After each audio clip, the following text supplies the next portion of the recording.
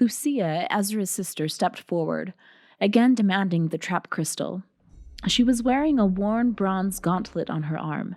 It was inlaid with 9 crystals, 8 of which were cracked. The remaining crystal was a beautiful amber that seemed to glow in the overcast swamp.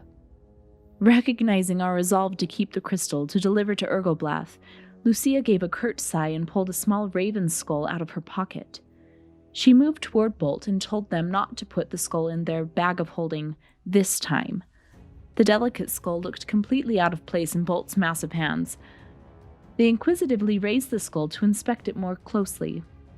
Lucia then moved to Ezra, clapping her gauntlet with her free hand as she did. In an instant, both she and Ezra were gone. I could still see Ezra's deep boot prints in the squelching mud. An eerie silence fell over the swamp. All of the croaking and buzzing that we had become accustomed to over the last 3 days had just stopped. Sarai, Ezra, Bolt, and I all looked to one another wide-eyed. I wish I could say we were completely shocked, but truthfully, Mother, by now we've learned to expect the unexpected. With the things Lucia had said to us, this time, we suspected that time magic was at play, which is unsurprising considering Ezra's mother was, or is, a member of the Infinite Sight. Bolt identified the Raven Skull as a sort of teleportation anchor, a way back to us. Victor is always so aware of his surroundings and brought our attention to a group of scaly, lizard-looking people swimming in the marsh toward us. He called the names of his knives and they flew to the air, circling around our group. From out of the moss-covered trees came a group of minotaurs carrying a large, ornate palanquin. They marched forward, stopping a few yards away from us. The lizard folk emerged from the bog, muddy water streaming off their slick skin.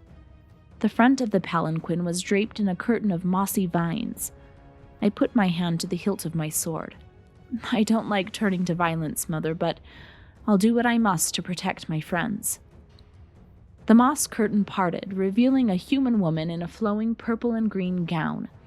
She stepped forward, walking down the sturdy hands of the minotaurs that flanked her until we were face to face. The collar of her dress was a splay of beautiful iridescent feathers. Her hair was short and black as night. Her face broke into a dazzling smile, and she gave a graceful curtsy, introducing herself as Mirana Adair, spokesperson for the Winter Court. Mirana's presence was in stark contrast to the filth of the swamp. Her clothing was pristine, her nails and hands polished and spotless. She seemed far too regal and well-spoken for such a place as the Ungolin marshlands. Sarai stepped forth to meet Mirana and gracefully waved her arm in a grand bow. Mirana moved to Darian as she explained that she is a servant of nature. She looked to me as if asking permission to pet Darian. I nodded, and she began squeaking and chirping in Darian's ear while she stroked his furry head. He thumped his hind leg in approval. She invited Sarai and I into the palanquin as she and her guards escorted us back to meet Ergoblath. We graciously accepted her offer. Trudging through mud is not my favorite way to travel. With a flick of her wrist, she shrunk Darian down to the size of a normal field bunny. I scooped him up in my arms and ducked through the curtain. The inside of the palanquin was surprisingly roomy and filled with soft sitting cushions and lovely tapestries. We relaxed for what felt like the first time in ages. I looked down to my mud-caked boots. If Father had walked into our home with boots like these, you'd make him sleep with the chickens for a week. I tried my best to keep the grime off of the nice pillows. Always eager to get answers, Sarai asked Mirana what Ergoblath's intentions were with the trap crystal we were to deliver. She casually responded, saying he would either put the crystal into his service or consume its power. Ergoblath has been given 2 other trap crystals, Mirana explained. The first was given to him as a gift. I don't know what he did with this crystal, but the second crystal he consumed to increase his power. Sarai's eyes briefly met mine. Perhaps Lucia was right about Ergoblath. Sari questioned Mirana further, asking why the Winter Court has remained so secluded from the other courts. Mirana explained that Urgelblath is afraid, specifically of the other courts threatening his power. She said we would be presented to Urgelblath at a council meeting and could give him the trap crystal there. She warned us not to make sudden moves, as Urgelblath is often quite jittery. While we spoke with Mirana inside the palanquin, Bolt and Victor walked with the Minotaurs. Bolt asked if any of them had seen or heard of a lost ship in the marshlands. One of them said that his father had often told him stories of a big star falling from the sky, landing somewhere up in the northwest where he believed the broken expanse to be. Mirana and I chatted about what brought her to the marshlands from her home in Archdom, and Sari quickly slipped out to speak with Bolt and Victor. Because she can't seem to resist temptation, she touched the trap crystal again and spoke with the slad inside, Geboneth. She reasoned with the monster, if a monster can even be reasoned with, convincing it to side with the Wayward Watch, should things get ugly in the castle. We eventually came to the palace of the Winter Court. The castle had the bones of a structure that was once magnificent, but now looked rather sad and dilapidated. Whether the state of the building was the cause of the swamp or from sheer neglect, I cannot say, but how anyone could live in such a depressed building and not become despondent themselves is a mystery to me. We exited the palanquin and made our way into a crumbling courtyard, which opened into a grand amphitheater. At the back of the amphitheater was a massive stone throne with an equally large portcullis behind it, and a large set of doors below. Before the throne was a stone dais. Standing about the amphitheater, we saw groups of harpies, lizard folk, gnolls, nature spirits, and minotaurs. Bullywugs were walking about with trays full of food, serving the various groups. Opposite us, we saw a strange group of figures. The first was a woman dressed in black leather, wearing a helmet that covered most of her face. Her right arm was missing, and she wore a wood and metal prosthetic where her hand would have been. She had a crossbow strapped to her back and seemed keenly aware of every person in the amphitheater. Beside her stood a bored-looking gnome and a gigantic crocodile man. Around his neck hung a necklace of what looked to be small brass trophies. We huddled together and attempted to devise a plan. We decided to split up and look for potential allies, as things were wont to go south once Urgelblath arrived. Victor began strutting around and was quickly approached by the leader of the Harpies, Mikrosa. She was wearing a jangling necklace of shiny trinkets around her neck. I heard her ask about Victor's knives as she led him over to the other Harpies. Bolt headed straight toward the group with the crocodile person. He learned the woman's name was Bruna the Black Scar, the gnome, Gallahan Gearcracker, and the croc, Hazakesh. The three bragged to Bolt about the trap crystal being their doing. Hazakesh was most interested in Bolt's all-steel shield, sniffing him up and down, demanding to know where he got it from. Sari and I approached one of the nature spirits, a spider named the Mother of Venom. She couldn't speak freely, but implied that she was not a fan of Urgelblath, who is, she told us, a great and powerful sorcerer. She blinked her many eyes at us as one of the bullywugs croaked to call attention. We turned toward the throne, and I felt that perhaps the Mother of Venom had sent a bit of her power our way, as I was feeling lighter on my feet after speaking with her. Urgelblath emerged from behind the portcullis. He was everything you could imagine an oversized toad to look like. His huge belly hung over his trousers and nearly touched the floor. His chest and chin met in a mound of shining rolls, disguising any neck he may have once had. His head was an unfortunate wet-looking green, covered in warts and wrinkles. His appearance was especially repulsive as he stood beside the perfectly groomed Mirana. Urgelblath raised his hands to silence the crowd. He announced that the first matter of business for the council meeting of the Winter Court was the trap crystal. He invited us up on the dais to present him with the crystal. As we took our place before him, he turned to Bruna, Gallahan, and Hazakesh. They had been awarded an airship as payment for the trap crystal. Bruna stood and gave a brusque bow, then said, "Lord Aventhi thanks you." My vision blurred and my knees buckled at the sound of that name. It's no wonder Hazakesh was so interested in Bolt's Ald steel shield. Aventhi himself was anxious to get hold of more Ald as he tries to increase in power. Ergoblath gave Bruna a nod, then turned his attention back to us, asking for the crystal. A deep rumbling laugh erupted from his bulging throat as he gleefully told us of his plans for the crystal, to further spread the plague he created with the last one. My mind immediately went to Big Town and the massive tent filled with those who had been consumed by the plague. A tent of death, a tent of suffering. How can someone revel in such wickedness? I didn't stop to think through what happened next, Mother. I acted on instinct. I reached into the box that held the trap crystal, lifted it out, and smashed it to pieces on the ground. A mist shot out of the crystal, and Geboneth materialized before us, shouting, "Death to all." Everything seemed to happen all at once after the Slad's bold declaration. Ergoblath yelled at his servants to release the beast. The massive doors before us swung open and a terrifying monster emerged. It looked like a frog that had perhaps been the victim of a spell gone wrong. It had 4 long tentacles for arms that began swinging in the air. Its wide and terrible mouth was filled with needle-like teeth, and a long, drooling tongue fell out of it, sending buckets of saliva flying. Surprisingly, Geboneth was true to his word and didn't harm any of the wayward watch. A snarled grin formed on his face as he whipped around and shot a stream of magic fire at the group of lizard folk, turning all of them to a pile of ash. Bruna and Gallahan slipped out the back of the amphitheater, but Hazakesh refused to leave. He sniffed the air, and our eyes locked.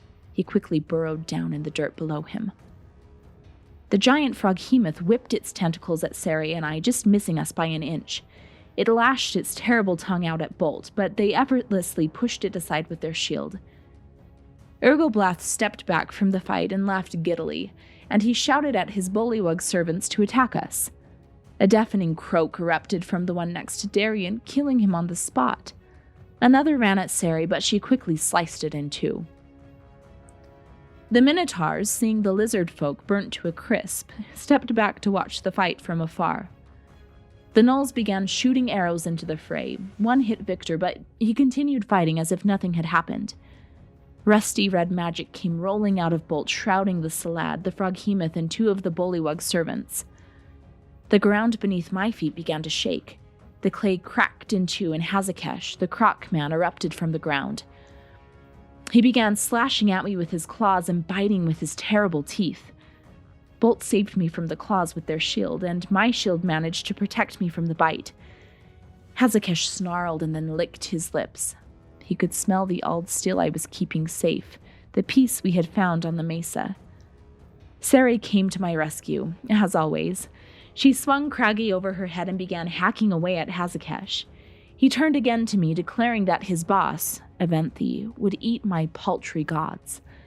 A righteous fury coursed through my veins. I called upon the power of my ladies and struck true with my long sword. Geboneth continued to kill members of the Winter Court, while the froghemoth retaliated by lashing at us with its tentacles and tongue. Bolt punched the beast in its eyes, then lit off a charge, blinding the creature. Victor was dancing with bullywugs, knives circling overhead, but saw Hazakesh slash my arm with his razor-sharp claws, then bite me. The crocman climbed into the hole he had come out of, but Victor swiftly struck his hand with one of his knives, and Sari thrust Craggy through his head. Victor summoned a magical cloud of daggers and began pushing and kicking the bullywugs into it. Their slimy flesh went flying through the air. The Slad turned his attention to the froghemoth, slashing away with his claws, but it wasn't enough of a distraction to stop it from lashing Sari with its tongue, and swallowing her. Eager to get Sari back, I swung at the beast with my sword, and it quickly spit Sari out. She slowly stood up, completely covered in drool. Gabonath must have felt he had fulfilled his part of the bargain he and Sari made. He looked around the battlefield and then vanished into thin air. I know this means we've let a bloodthirsty monster escape to have free reign on any innocents it chooses. But there was nothing we could do in the moment. The froghemoth continued to lash at us with its long arms. It managed to ensnare Victor, but he was able to free himself as the rest of us tried to kill it. Longsword, gauntlet, glaive, knives, all weapons and efforts were directed at the beast. Finally, it dropped to the ground. A cloud of dust filled the air. We coughed through the dirt and heard clapping. It was Urgelblath, mocking us.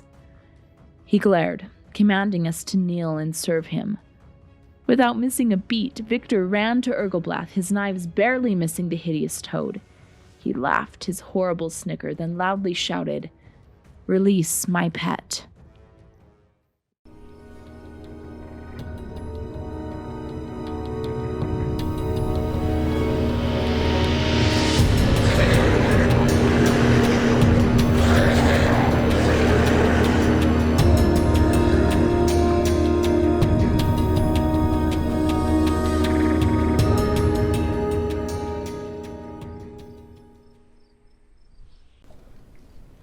Hello, everyone, and welcome back to session 25 of Tales of Aneria. Woo! A quarter of the way to 100. It's exciting. Wow, So that's that's crazy. the quarter quell, right? This is a quarter quell. So one dies. What? One will die. No. One dies. I mean, We will if find you out. saw the fight from last time, It's It may likely be to more happen. than one. It'll be all. Who will survive? We'll find out tonight. A couple announcements before we begin. First of all, as we talked about last time, we've got a Reddit and a Discord, r/Tales of Aneria. And the links are Discord, down below. links below. Yep. So go check them out. We Come do. join. There's a couple fun channels on there that you can discuss episodes, ask questions. We're on there. Yeah, so maybe we can, we'll respond. Maybe Yeah. not. Yeah, who knows? Yeah. Yeah, we never talk there ever. I mean, you guys never respond to me, so I don't know if that's going to be any different for the users, but we'll see. But come join us. It's a lot of fun.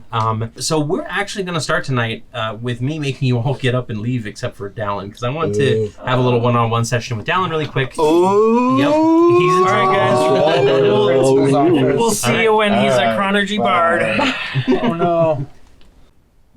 All right. This is nice and intimate, isn't it? Yeah, I know, right? It's just the two of Cozy. us. Yeah. Just the two of us. So Ezra, Yes. we're gonna go ahead and begin tonight with an extra bit of recap, just for your sake here. Okay. From a different perspective, though. Your half-sister has just asked you to give her the crystal. To Urgel. Basically, don't take it to Urgelblath. Right. She's frantically moving as the sound of a distant gong strikes 3 times. And whether it's stupor from this new revelation or just a lack of time to process, you find yourself not reacting as she weaves her way expertly through the group as if she's done this before. She hands off something to Bolt, muttering some words briefly to him before moving side by side with you. Then she clasps her right hand on your shoulder, giving you the view of a gleaming amber-colored gem that flickers with inner light as she says, "Good luck, everyone. Try not to die." Then she brings her other hand around, smashing the gem with her other gauntlet and sending a dazzling burst of light outward from the two of you. Whoa. Whatever you might be expecting, when the smoke clears, you find yourself exactly where you were. Your friends and the twin hills that were the Shambling Mounds, however, are gone. What the hell's going on? Don't worry, nothing happened to them. Not yet, anyway. I just brought us back to the beginning of the loop that I created. And she holds up the gauntlet, and you can see there's the kind of that central gem. Again, it almost looks Infinity Gauntlet style. It's got that central gem, but it's got 8 other gems around it, and they're all cracked. And now that final gem has been cracked, it's starting to like rust and kind of crumble away and everything. Okay. And she says, "We're about 5 hours before you meet me for the first time on this very spot." After that explanation, she starts moving north, the same direction you were heading before the interruption. She says, "Come on, we've got a lot of ground to cover and not a lot of time to do it in, so if you have questions, ask them on the way." All right, let's go. So first she goes over to just kind of this random, it almost seems like a random spot, and she kneels down and she pulls out some reagents and quickly like starts casting a quick spell. Go ahead and give me an Arcana check to see if you can recognize this. Let's go with a 12. 12. You've done the alarm spell before, not in this life, but for some reason you have that vague memory. Okay. And you know that this is basically an alarm spell that she's stretching across here. Huh. And then she stands up and she says, she points to the northwest, and she says, "This way," and just starts moving again immediately. Okay. Out of character. Yeah. What was her name again? Did I ask her? Her name, she announced it. If you didn't ask her, her name is Lucia. Lucia. Yep. That's right. Lucia. Okay. Okay. I'll follow her. Okay. Kind of just in a stupor, not sure what to ask really. Yeah. So if you don't really have any questions, you can just follow along, just kind of through the marshland. Yeah. I'll ask. I'll say, mother or your half mother. I don't know. Is she alive? Yes, she is. Is she part of the Infinite Sight? Not anymore. Well, that changes my view a bit. There's a lot of views that might get changed today. You're a lot different than I expected, Ezra. A lot of things have happened. I mean, Different than I even expected. My mother has talked a lot about the savior of our tribe and how he would be this great chronologist, and you don't really look the part. I'm not a savior. There's no such thing. You save yourself. That's how it works. I kind of agree with you. I think we're on the same page there. All right, let's keep moving. Right. Okay, this way. So after laying the spell down, Lucia heads northwest, kind of just assuming that you follow her the entire way, Right. trekking through the swamp with ease of one who has spent their whole lives here. She knows each route to step on, each murky puddle to avoid, and as long as you follow her steps, you manage to stay relatively dry and clean. All right. Eventually, your path turns west more than north, and shortly thereafter you begin to pick up the sights of movement from the swamp. Not the typical movements of the water or the underbrush that would preclude an ambush predator, but the methodical movements of scouts watching you from beneath cover. The sun is getting high overhead, though it's hard to see through the haze of the fog that permeates the marshlands, and you predict it's just about now that you're meeting Lucia face to face for the first time, so to speak. Ahead of you is a gnarled tangle of gigantic roots that curl around the large stone head of a stern elven man before rising up out of the swamp as a gigantic gnarled tree. The rest of the statue is nowhere to be seen, and the visage lays on its side, but aside from the branches entangling it, the head seems well maintained. Lucia pauses her stride briefly to hold out her left hand, palm outward, while placing her right on her heart, and she mumbles softly, "Thank you, Corellian, for your continued blessing of protection. Humbled are we who receive your gift." After she finishes her saying, she kind of glances at you to see if you have anything to add, but sensing that you have no idea what might be going on or who this is supposed to be, she steps towards the base of the tangle and follows a slope down, weaving between two branches. Okay, I'll follow. Okay. Yeah. Beneath the tree is a branching tunnel that leads deep beneath the swamp. While the earth outside is muddy and cold, inside the tunnels it's dry and smells faintly of vanilla.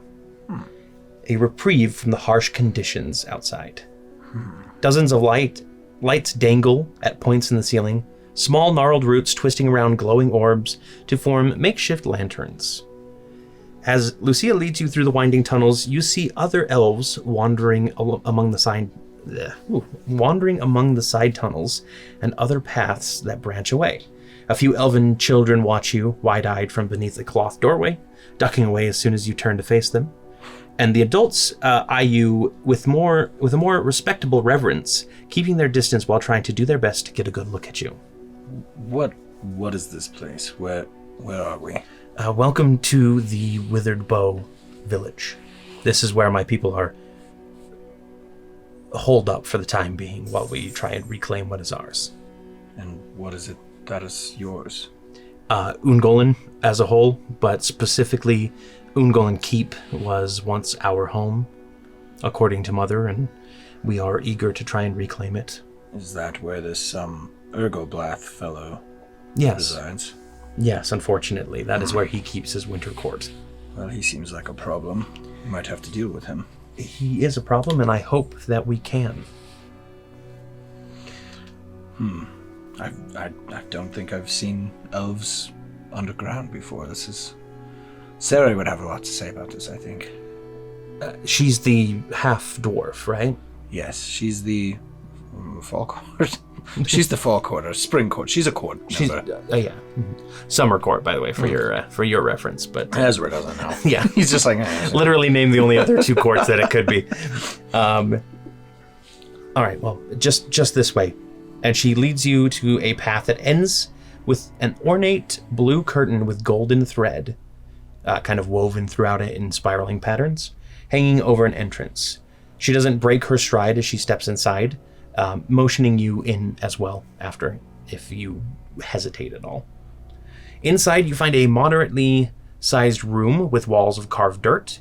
A small depression near the far wall of the cave has been carved away, and a small stone disc has been carved with what appear to be spiderweb patterns. A small trickle of water flows from an unseen source in the wall, dripping into a notch in the disc before running into the random patterns through the webbing until it comes out a second notch in the bottom and into the small bowl. I want to go investigate that, or just kind of take a look and see. Yeah, sorry, there's a little bit more description sure, here. Yeah, go ahead. Just because there is a few more features in this room that might interest you. Okay. Off to one side of the shrine is a carved branch of wood upon which rests a golden owl that snaps its eyes to you as you enter, following you carefully. The only other figure in the room is an elven woman kneeling before the shrine on a blue rug embroidered with that same golden thread that you saw before.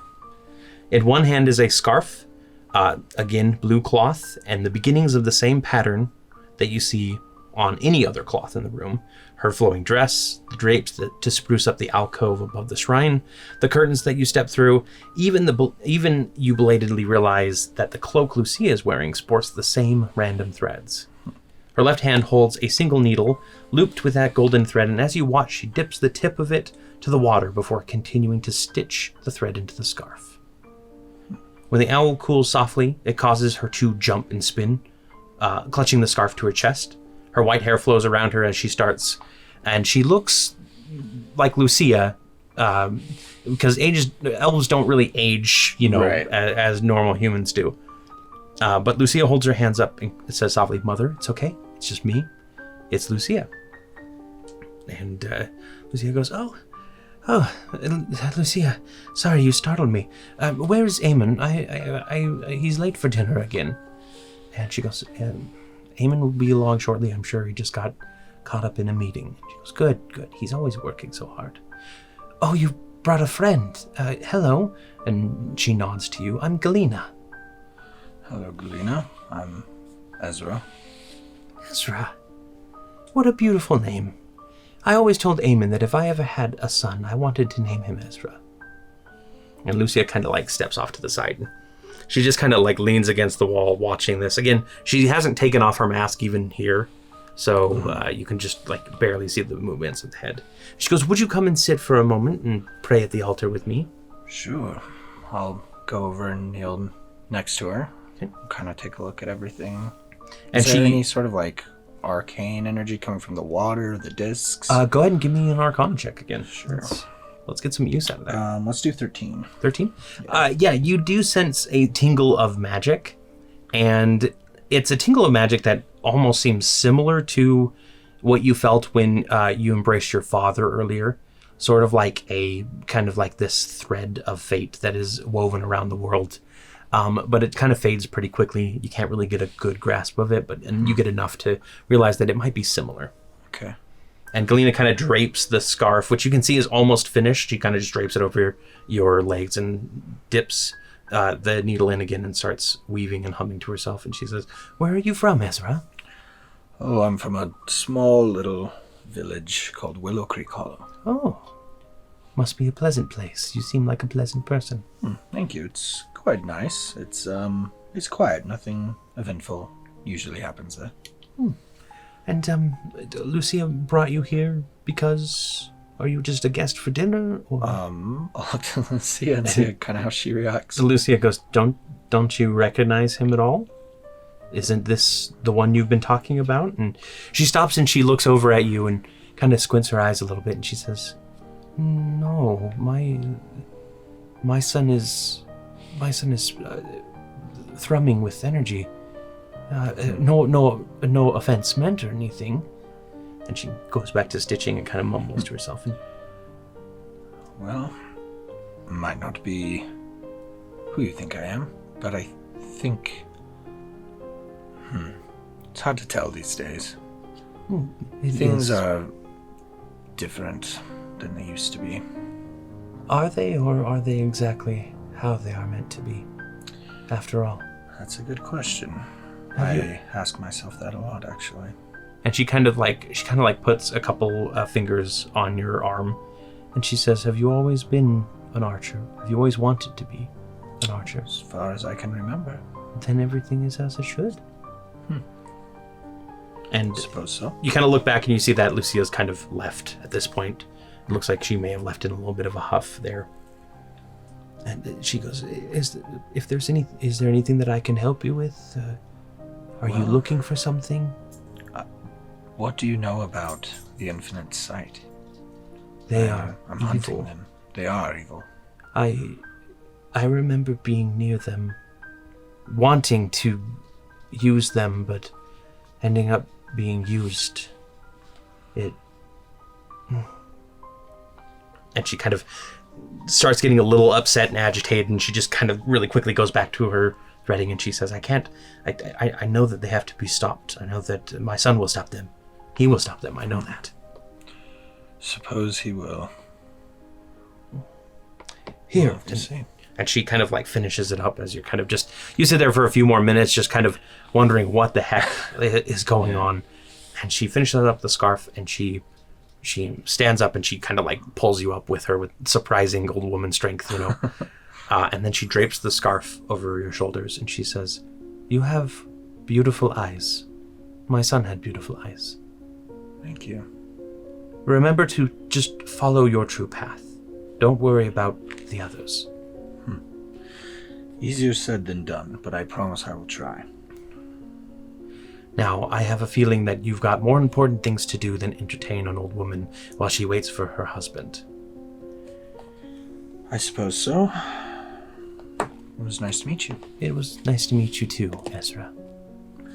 Well, good luck with your husband and dinner. I'll be on my way. Thank you. And she kind of sits down and she looks over at the owl and she says, Ixburn, he had eyes like my son. I remember his eyes every day. And then she just kind of grabs another piece of blue cloth and starts like unraveling a little bit more of that golden thread to make some other project. So upon leaving the small room, you actually find Lucia talking to a couple of other elves, just kind of quietly talking to one another. But when they spot you, their eyes kind of go wide and they eagerly nod at her and rush off, and she just kind of like shakes her head a bit and turns around and says, well, you met your mother. Well, I suppose so, although she seems to be struggling with illness or something. She came back like that after 20 years of searching for the catalyst of change with no son to show for it, but spouting that he would arrive someday. And we got you. Well, I mean, heroes hardly ever live up to their legend. Mm-hmm. I mean, parts of you do, and she taps the horn on your head. Oh, this is new. This is new. Yeah, but she doesn't remember much about her life or anything. It kind of comes and goes in waves. I'm pretty much the only thing that she can remember clearly these days on a regular basis. Did she ever tell you anything about the Infinite Sight or how to stop them? She said that they started going down a dark path. She said that there was a man Thulian that was searching for something in the mountains, something he said would bring about the new era, their era. In the mountains, you say? Yeah, I'm not sure which. You would just say the mountains. I think I might actually know. That would be a place that I wrote down. The Crageth Mountains, I think she's referring to. I've been on the trail for a little while. Had a couple brushes with Thulian and his thugs. Wasn't very pleasant. I would imagine not. Chronergy is not something to really tamper with, and going up against it is hard if you don't have the proper protections. Indeed. So, I'd hate to cut any sort of reunion short or any other explanations, but I think we need to get to Ungolden Keep. Or rather, you do. Yeah, I think we need to stop this Ergoblath fella. I don't know what my friends are going to do. I do. And she holds up her hand again in that kind of that now rusted gauntlet. She taps one of the gems, and she says, "I watched what happened if there was no interference, and it does not go well for you and your friends. You all end up dying here today." Huh. Well, we need to change that, don't we? Exactly. Which is why I gave Bolt an item that you need to have him put on the ground when you get to him. What is it? It's a teleportation anchor. It's a raven skull that he received from me.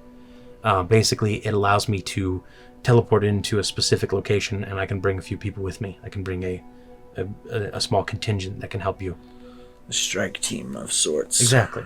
I've already got them running around. They're eager to help because, well, they believe their savior is here. Oh, they're going to be so disappointed to find out. Well, hopefully you can do enough that you temper their expectations but give them what they need. All right. What you need to do is you need to head straight east until you spot the keep to the south. Get to Bolt, have him pull out the raven skull, and then you need to fire this, and she hands you an arrow with kind of a fiery red tip into the air. All right. Once I get that signal, I'll be able to teleport the strike team in, and hopefully we can kill Ergoblath. All right, sounds like a plan. Let's go save my friends and hopefully kill Ergoblath and reclaim the keep.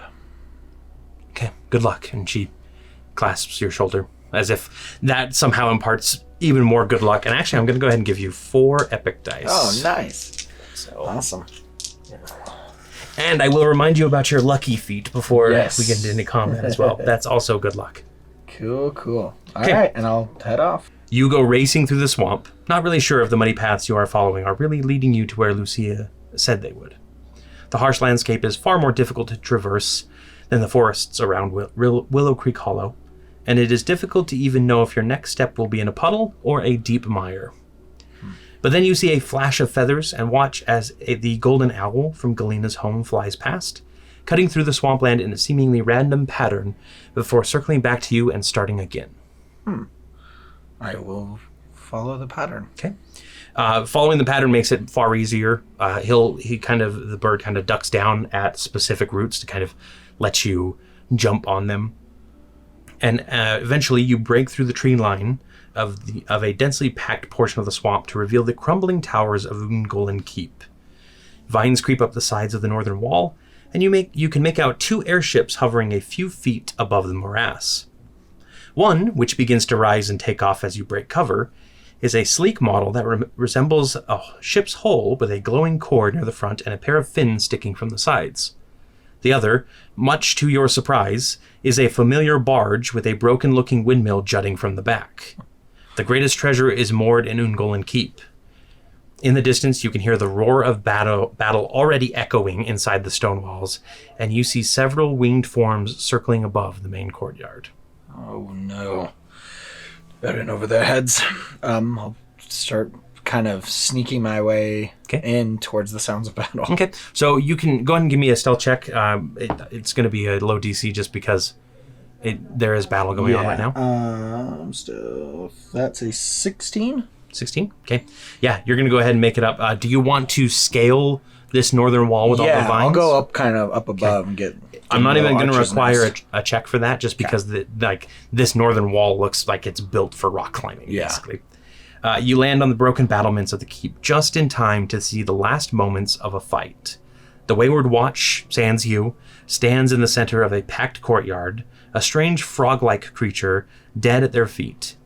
A large bullywug calls out into the courtyard, demanding their allegiance, or they will face their death. You watch Victor blur up the steps, trying to stab who you believe to be Ergoblath, only to be knocked backwards and slide back down to the bottom step. Victor, you fool. Then, with a word, the portcullis behind Ergoblath rattles open, revealing the gigantic form of a great lizard that you mistake for a dragon at first. But the lack of wings, and even much of its forearms, is lacking as well. So it can't quite be what you think a dragon is.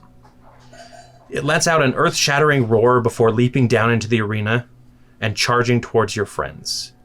Behind it, you notice a small contingent of bullywugs racing out from side passages, spurred by a furious roar of their master's favored pets. Even Ergoblath himself stands from his throne, fire dancing on his clawed hands as he prepares to enter the fray. Ooh, and we're going to bring everybody back in at this point, so let's get to it. Awesome. All right, so let's go ahead and just, as a reminder, let everybody know what's happening. Ergoblath had the back portcullis raise up, and a full-on Tyrannosaurus came out. Not that anybody knows what a T-Rex is. At least now we've seen one, so if we wanted to wild shape into one later, we could. Yep, or polymorph. Because I think you have to polymorph. They're a pretty high CR. I don't think you that's can, true. Yeah, but it looks, I guess, for those of you who wouldn't recognize it, it almost looks like a dragon, right? But it's got no wings. But we've never it's seen got a dragon. very tiny Wing-o-ding arms. dragon. Is it? Yeah, Oh, is it? You've seen pictures. Is What it do a you think feathered a dragon looks T-Rex like? or it a is not scaly? a feathered T-Rex. Oh, It is okay. a scaly T-Rex, All right. just because it's my world and I want it to be that way. Cass, did you grow up? Yeah. That's what all kobolds turn into T-Rexes. Eventually. Eventually. Their legs, When they go through arms, puberty. tail don't. Their arms stop their growing. next evolution. Their arms stop growing. That's why they're small. What? Okay, there we go. And what we're going to do is I'm just going to go ahead and say, let's roll initiative again to see how everybody acts in this wonderful am I You included? roll initiative Yes. for me, please. You're gonna die, clown. Let's go. Everyone still has blast, correct? Yeah. Yes. And So we as far as each have an epic die. five more rounds, All have an epic you die all as have well. an epic die. Can you hand them out? I suppose I could, except for Dallin, who got his Thank epic you, die. Scott, for staying on top core here. Yep. Thank you. He may All be my brother, and I may care about him, but he's also my favorite enemy. You may care about him. You're like a ranger. Your favorite enemy is Yep. DM. I can track them no matter where That's they like go. that's like an optimizer. Yeah. Yep. All right, Victor, give me your new initiative, please. That is a 17. 17. Bolt. Better roll it. Yeah. That's an 8. 8. Seredan. Just super 13. fascinated with this 13. lizardy creature. Eve. 13. 13. And Ezra. With popcorn in my mouth. That's 13. 12, 14. All right. Okay, how do I play? I didn't realize it was competition. It is. How do I Okay. play my character? Everything's going down. Didn't you know? No. Everything's content. Yes, everything is. All right, so the first thing that happens actually is not anything from anybody menacingly coming towards you. As Ergoblath shouts, anyone who doesn't attack them dies by my hand. And so that kind of spurs the Harpies into motion, it spurs the Minotaurs into motion, where they had been kind of hanging back for a little bit. Can we yell, anyone who helps us won't die? Yeah. So let's switch over to the battle cam, by the way. You can't kill them. And as you can see, there are a few more bullywugs on the field now. Oh boy. There are a few that came through with after the T-Rex that kind of came from the halls, and then there's a couple that come hopping in on giant toads near the front of the courtyard. Is that a toad riding a toad? That is a toad riding a toad. Yeah. But the first thing that happens is actually a shout Something from neat. the far side of, the Winter Court has had enough of your anger. And you guys all watch as the Mother of Venom, who you spoke with earlier, rears back rears her hind legs up and brings her abdomen around. And she unleashes kind of this webbing of blue light that spreads across the entire battlefield as she attempts to help you. So this is enemies that treat the courtyard as difficult terrain this turn, and allies can move about the battlefield as if they had spider climb anywhere. Basically, it's a 3-dimensional space for this round. So it's like the web kind of like covering. It is, yeah. Basically, just like this magical webbing that just spreads out everywhere. So it's like we can fly almost. You basically can fly this round while within the space. Okay, just So for there's- one round. Yep. Nice. And movement doesn't provoke attacks of opportunity as well. Okay. So that is your first round benefit as the nature spirits side with you. Nice. Thanks, job, guys. And then I'm gonna talk like to him. eyeball the snail. I wonder what the rat's blessing. He's up to something. He's gonna do something really cool. Oh, yeah. It may be slow, but don't know. a few rounds in, that snail's gonna do something awesome. He's actually just Slime retreating. Yeah. You just can't tell because it's So so he slow. just goes into his shell, and then the shell just. So we're going to go, and then one of the minotaurs goes, and it's not the mother, which will be the colored one. Okay. It'll be just the one on the left there. And it is just going to try and charge forward at Bolt, but I need to pull up how many things it can move, which I don't think it's got enough movement. It can go 40 feet, so 20, and then 20 again, so it can go a total of 40. 20.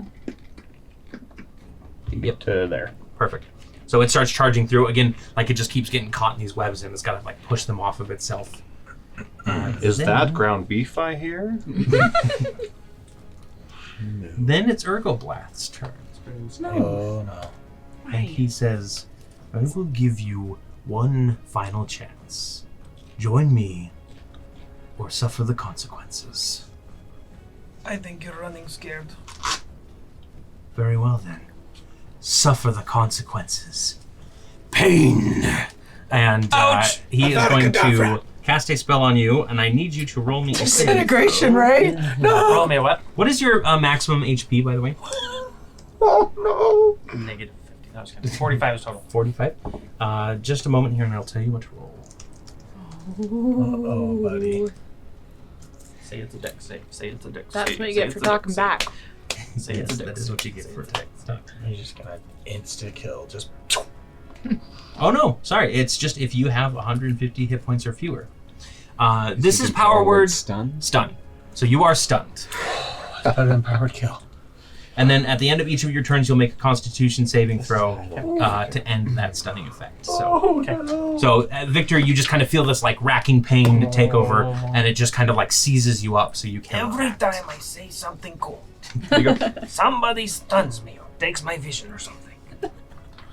So the bullywugs go next. The con save that I do on my turn. What was the? Oh wait, no. What was Those the bullywugs are gone. value I'm trying to hit? Does it matter? It Just is for quick a- reference, I was going to. Oh, it's his save DC, so I'll tell you That's that for Colby. when we get to it. Yeah, no worries. Actually, sorry, I forgot to add some people. What? So this turn, they are just running in. Take these 3 bullywugs and put them back on the map, please. And then, actually, if you wouldn't mind putting this one on as well, you'll have to. Any stand it. particular spell? Just put them back with the other knights, I suppose. Okay. For some reason, this feels like Alice in Wonderland. it does It's a little like bit, right? frogs. Like, it's very cool. And then, so they just spend their turn rushing in, hearing the sounds of commotion from outside. And then it is Mikrasa, the Harpy Queen, but she cannot get down in this webbing without like hindering her feathers. So her and her harpies are going to spend this turn kind of spiraling around, waiting for their chance to strike. Ezra, it is your turn. Okay, so I came in on the north. Yes. So you Tower. guys, I don't know how you want to announce yourself. We'll say the north side is that far This side way, over there. and so Yep. I'm how You're up- high up? We'll am say I? you're 50 feet up on the battlements. Okay. But again, you can move normally. Right. So I'll shout down and say, Ergoblath, your reign of this keep has ended! And I'm going to shoot at him. Ezra! Okay. Nice of you to join us, Jar Jar, now that we're almost dead. 2 shots of the Ergo Blast. Can you speak when you're stunned? Did you say off the Ergo Blast? Yep. One misses. That's the organ. That was only 3, Special and this is a... I will remind you of a few things. Oh, I have luck. I'm gonna I'm gonna use a luck point to make sure. So that is a 15 to hit. 15 will hit. Okay, and I'll roll the other one as well. Actually, that one will miss because he will cast shield Okay, and deflect it. that's fine. So you see this kind of like purple shield.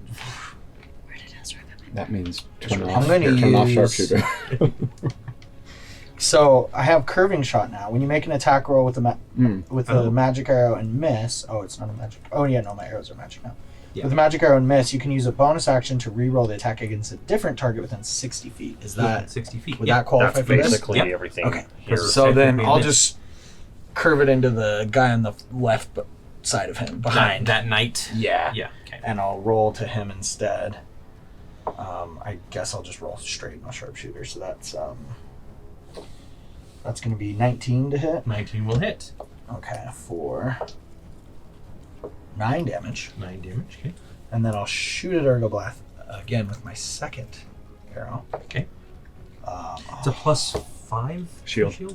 Until his turn. That's only 14. 14 will miss. Okay. And that... Can I have like a last free thing? Yeah, sure. Okay, and I'll just say, Bolt, set down the skull! And we'll go from there. Okay. Alrighty, and then it is Victor's turn. Victor, would you roll me a Constitution saving throw? Natural 1. Natural one. You are stunned still, sir. Yep, that pain is still racking you. Seredan, it is your turn. We had a few minions go out of order there, but nothing that really affected anything. So, Well, what do you think? Lop off the head and Absolutely. the rest of the... I mean, man, if he has power word stun. oh yeah, Ezra, That did means you want he's to move got down? 7 Oh, level yeah, spells. I'll start making my way down 30 Which feet. means he's like I'm a still up top. character Yeah. level 13. Climb Go down. ahead. Yeah, I mean, once the round higher. ends and the effect ends, you'll just kind of gently fall the rest of the 30 Okay. feet. So go Anyone ahead and put could yourself like right next to Damage that, him severely. or anywhere on That's that you. to kind of that. So, Kinda go right there. Sarai, spider climbs her way up to Ergoblaf. Okay. And That's the noise you make. Yep. says, "Not quite sure how the Queen would feel about me killing a member of another court, but we haven't ever really been friends, have we?" And takes a swing. Alright. With less. Wheep. Now he has my Hexblade's curse on him. Yes, he still does. So that is a 27 to hit. 27 will hit. Okay. So, we're gonna go. Yeah. That's plus. What's our proficiency bonus? 3. So, 11. 11 damage. Okay. And she'll take the second swing. And. What's that? Not great. Oh, that's better. 23 23 will hit. for.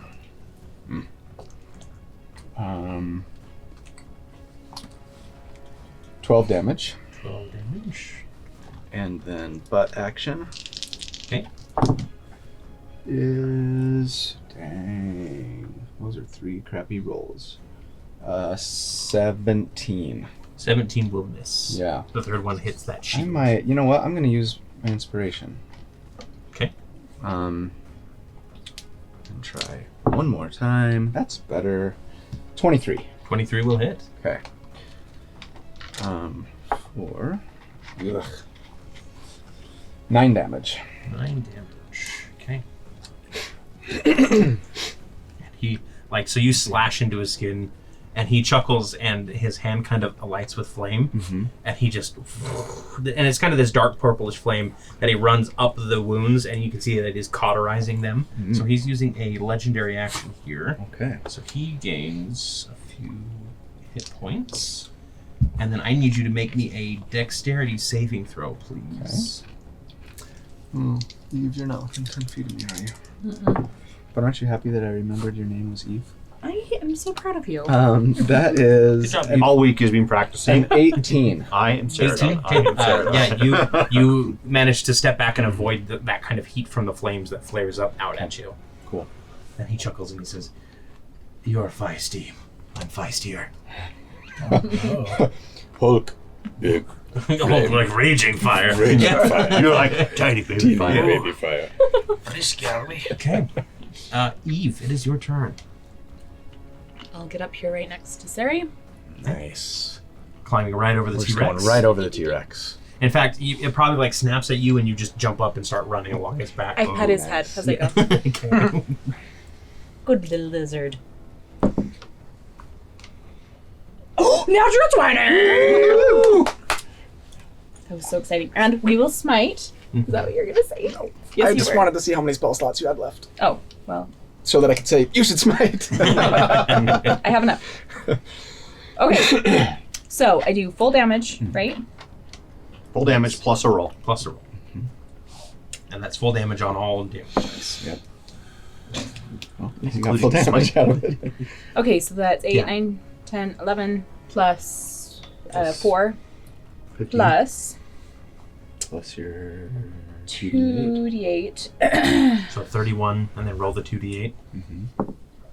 3.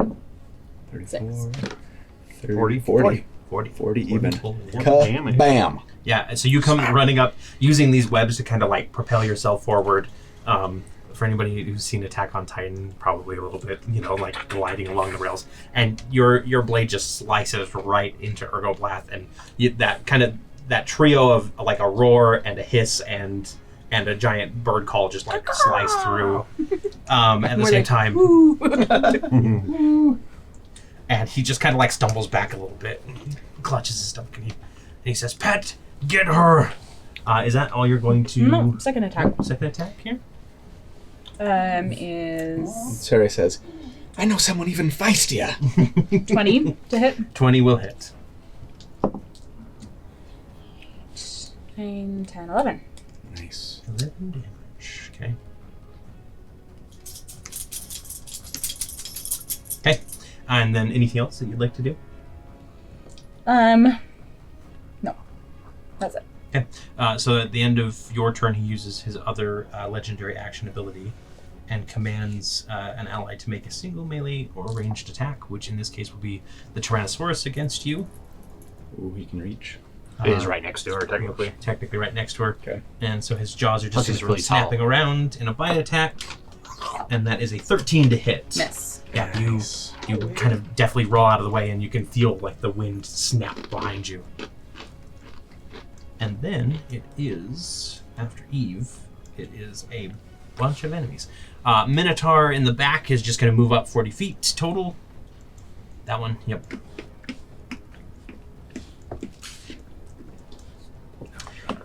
Then the first knight is going to move up. I think he can move. Like how many rounds? I think he can move These are the 60 knights. total. Yeah. No. 30 total.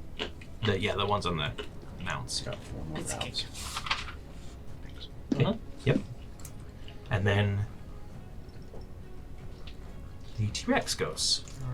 And after it snaps around, it's going to spin around and try and snap at. No, it's still going to try and snap at you. It's just going to take another attack. The tail attack will come with the bolt. That's fine. Why not? And that one's a 27 to hit. Yes. Okay. Is this T-Rex like a I'm stress gecko? eating. Can I grab the tail, pull really hard, and have it like pop off? And then can I use it as a That'd be flail? awesome. Meat whip. Hey, that's what I was about to say. You owe each other Literally an took epic it right die. out of my mouth. Yes. Now, homebrew item incoming. Meat whip. 34 It's just a bunch of linked Steve sausages. is down. Oh no!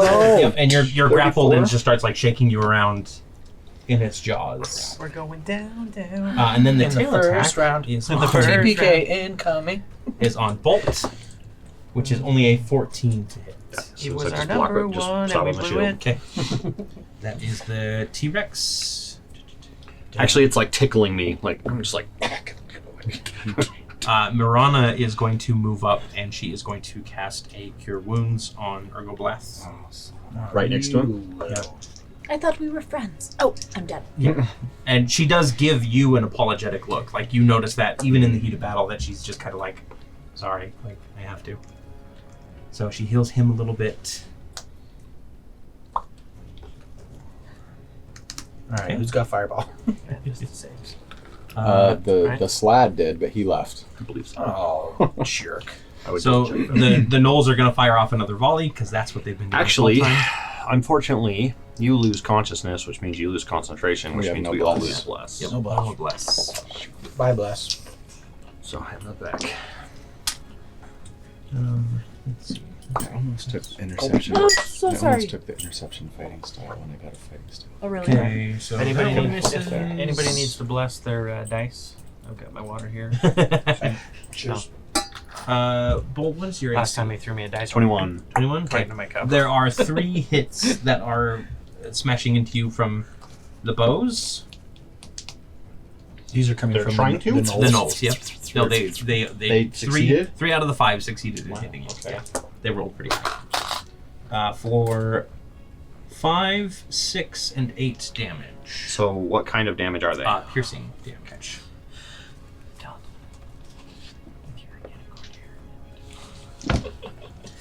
And then it is your turn, actually. Ow! Oh, gosh. I'm going to first. Can I use a bonus action to take the skull out of Yeah, you off can my just, belt yeah, and that's just like an I'm just interact gonna object. basically reach out and drop it. Okay. Can I Right use next my to me. reaction for something? With, Or with an this- epic die, I would gladly Okay. take an epic die. I'm in going to use exchange my for that. reaction. As soon as I see him set that down, I'm going to fire that red arrow up Okay. into the air. Sounds good. Yep. So you guys watch this, everybody but Eve watches this red You arrow watch shoot these up into the eyelids. sky, and it just bursts, and it's like a firework. It bursts into this giant raven skull that just kind of like fades away and crackles as it comes down. Thank you. And then what else would you like to do? What's 4 times 8? 32. 4 times 8. I can't even do I- motion That's properly, 32. so don't ask me. Okay. My superior healing potion. Okay. So that's Very 8d4 plus 8. So that's a 40 total hit points. Alrighty. Nice. And that's your full action Yep. that you're doing. I'm gonna need it. Okay. And then, is the web thing still going? Yes, the web thing is still going.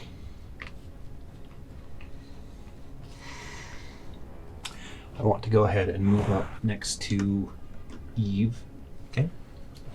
So I'm gonna run across the T-Rex as well. You're running from the back this time.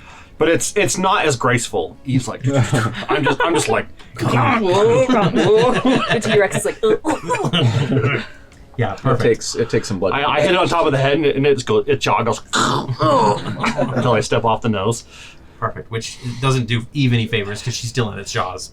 Oh, She's still grabbed sorry, by Eve. it. All right. entrails that's it. are now spilling on the ground. Yep. The other knight moves forward the same amount. The harpies can't go this turn because of the webbing. The other 2 minotaurs move up. Oh. No, do take those bullywugs away. I'm so sorry. These ones? No, These? the one, yeah, those other 4 in the back. My apologies, everyone. No, we're fine. We're totally fine with that. No big deal, Cory. That's absolutely okay. And in fact, that means that the bullywug that you hit with the arrow is gone. Oh, It is. sweet. It has Up been here? taken out. Yeah. Yep, that one right there. Just gets hit and pierced right through. Nice. Yep. And then It goes, "Brrr," and you go. so that is the end of round 1. It is now round 2, and the spider web fades away. Everybody who is kind of up in the air at this point just kind of gently floats to the ground, which I think is just Ezra. At which point I can see it. the snail goes, actually. So he gets to go second. Told you, just go in. And- I'm cool. And he kind of, his eye stalks shrink back in and his eyelids close in concentration as this deep thrum comes from his shell. So I need Eve to roll me a d20, I need Colby to roll me a d20, and I need Scott to roll me a d20. Oh boy. 16. Snail. 7. 15.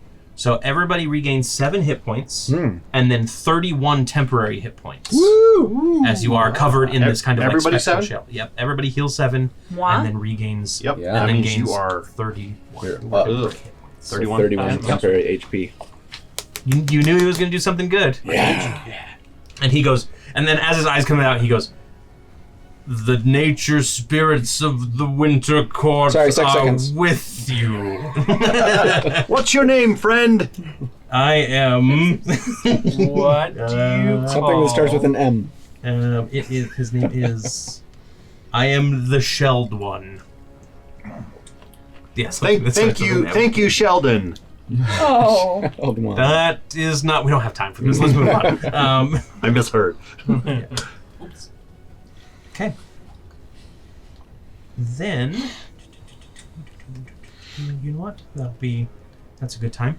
So, there's kind of this ripple in the air on the dais, and all of a sudden this rip in the world opens up, and a shock troop of elves in scrap armor come rushing out just over the skull. Lucia at their head, she kind of breaks the skull as she steps across it, just kind of like it's useless now. Stands on it. Yep. But the one boot comes out of like the portal and cinematically like crushes it. Yep. And let me grab those. sister's really cool. Okay. So yeah, it looks like there are about 6 elves with blades and bows. Again, they're kind of wearing the same like scrapyard armor that Lucia is. Lucia is there, and then there is one more figure, and he looks like he's kind of either a druid or a priest because he's already like waving magic through his hands.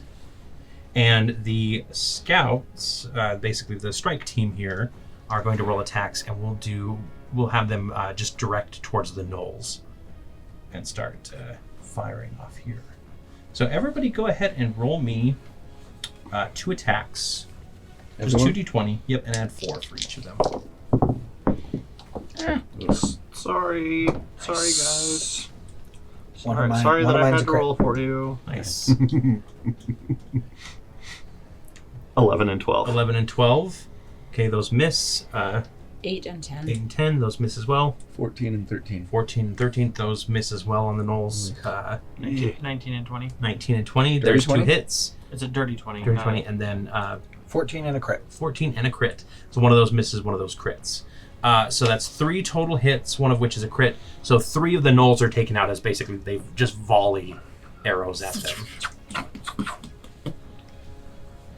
All right. Okay, and that is What is their it the elves turn. say That when they is the get right down to Helm's tribesmen. Deep? The first Minotaur is going to jump up and attack the tribesmen as well. Oh no.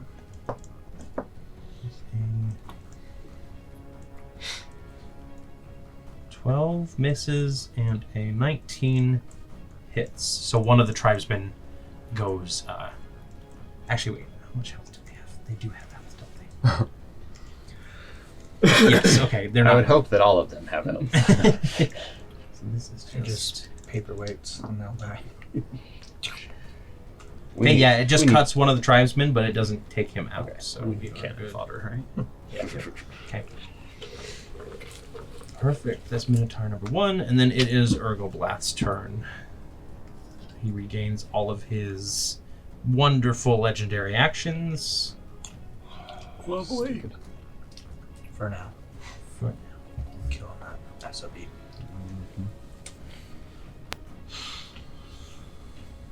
And then he is going to do something. Sorry. He's got a lot of spells, and I'm trying to remember every spell rule that I can. It's a fun thing about being the DM. You get to play all the classes and have to know how they all work. Yeah.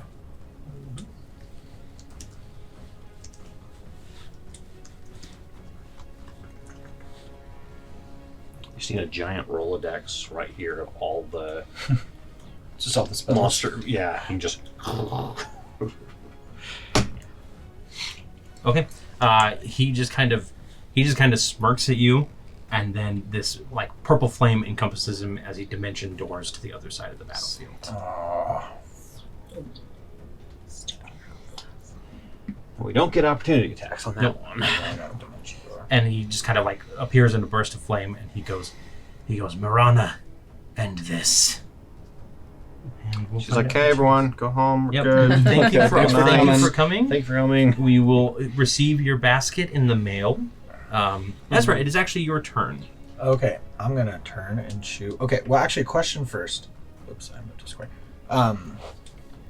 You know, it's like chess. Once you take your finger off the characters. During after the fight with the tree shrub things, that The shambling mounds, Uh-huh. did we ever get any sort of rest after that? You would have gotten a short rest. Okay, Yeah. that because was my question. You would have Okay. been traveling So and that just kind of taking your time. that gives me some stuff back. Okay, I'm going to move, and I'm going to shoot Ergoblath twice. Let's roll these. I'm not going to do sharpshooter. Do them one at a time, just because. Okay. So the first is a 15. Again, he will shield. Okay. And then the second is a 23. 23 will hit. Okay. And that is a D8.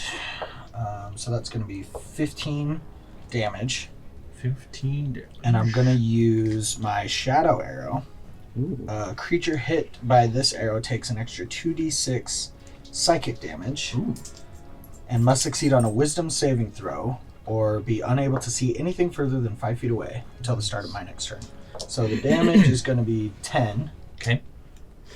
And then the wisdom saving throw is only an 11. But Okay. so maybe- He does make his save. Okay. It looks like there's a moment of like hesitation, and then he could just kind of shakes it off. All right. Then I'm going to He action just boss surge. nosses it.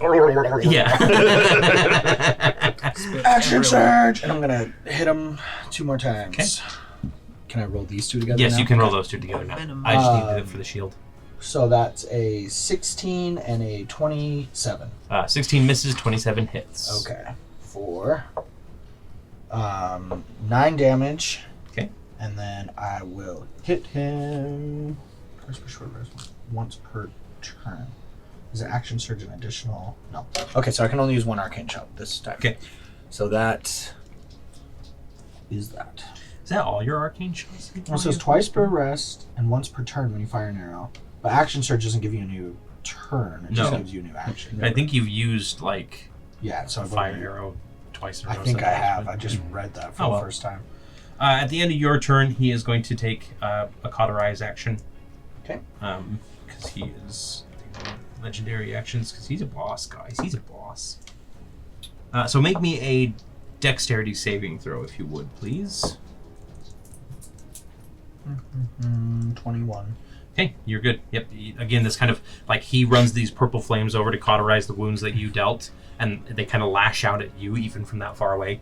But you manage to kind of like duck behind that pillar and avoid them. Alright, so then I moved 5, 10, and then I'm going to go 20.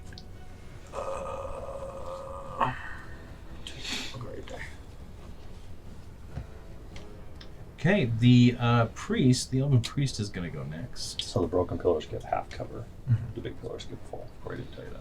And he is So the plus he 2 is going AC? to The good priest, call out and say, as far as I know. "Don't worry, we're with you." And he kind of takes his hand and he kind of goes like this, and some of Eve's wounds stitch closed, as if they were reversed and never happened in the first place. You get to feel the Do you feel like kind of like the a wet, little dirty? Yeah, the teeth like slide out of you. Yeah. So regain 7 more HP, please. Thank you. Oh wait, sorry. No, 7. Sorry. Got your hopes 17? up. Yep. Okay. 7. Just Yep. And that is his turn. He's gonna he's not near anybody, so that's good. Hey Victor, can you give me a Constitution saving throw, please? Come on, Vicky. Oh, we don't have bless anymore. Dang. Nope. This is con 17. 17 is enough. You finally shake off that stun effect, and you can see that everything's just kind of changed around you. Whoa, whoa, whoa, whoa! Time magic. Are they friends or enemies?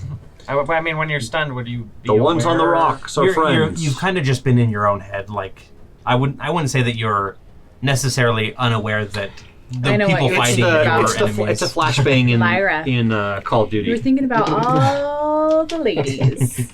Yeah, it's a Preston, flash. It's a flashbang in Call of Duty. Yeah. Yeah. And then it's Alright, the bullywugs, because that was the end of your turn that you got to save out of that. So that one bullywug at the steps is going to jump down to Victor and make an attack on him.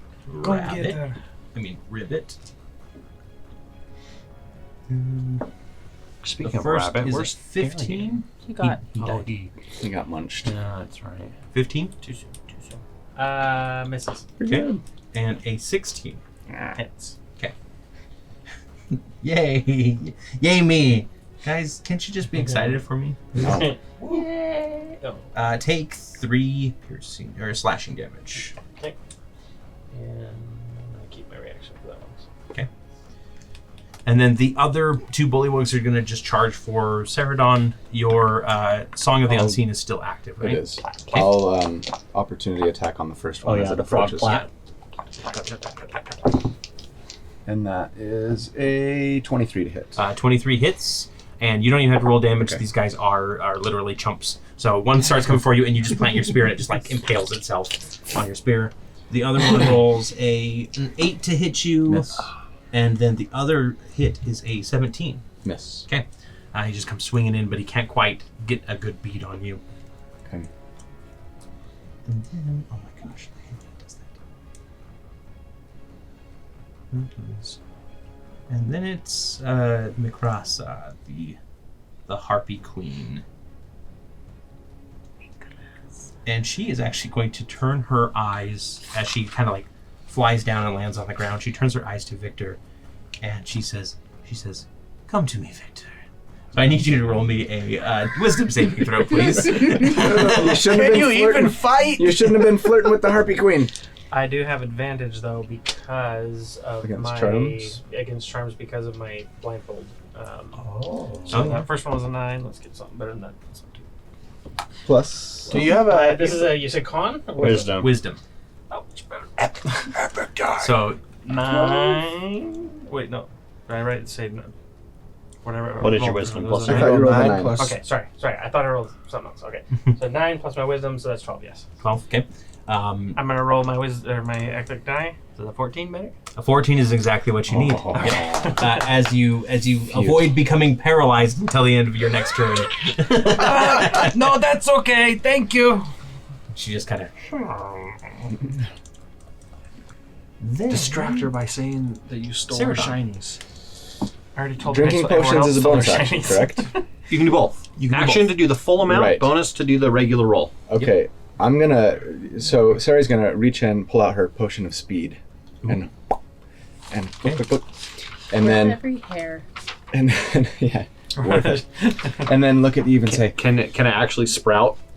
Just temporarily. temporary. We'll say they're spectral, like that, like, Yeah. like a pair of spectral. she'll look at Eve and be like, get hero "You wear got on your hair all this. the time. You got this, Evie." And now, so that puts me under the effect of the haste spell. Okay. Doubles my movement speed, Mhm. and then raises my AC, gives me advantage on dexterity saving throws, and lets me get 1 additional action per turn. Yep. How far away is Homeboy here?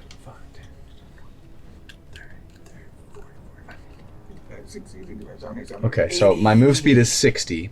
So that You can that go to there. You can go to there and still hit him though, so you're like, We're actually there technically. so that extra action that I get can be used to make 1 weapon attack, haste, dash, disengage, dodge. Yeah. Not haste, sorry. Dash, disengage, dodge. I So- can cast haste again. So I'm gonna dash Double haste. with that extra action. Okay. So if you so I go can go 70 100 feet, I can go 70 120 right there. feet now. 70 feet puts you right there, which is in range of him and So, the yeah. other one if you want. So I'll get right to there. Okay, so Seredan just like quickly turns to Eve and is like, "You got this," and then you're gone. Does that guy take an opportunity?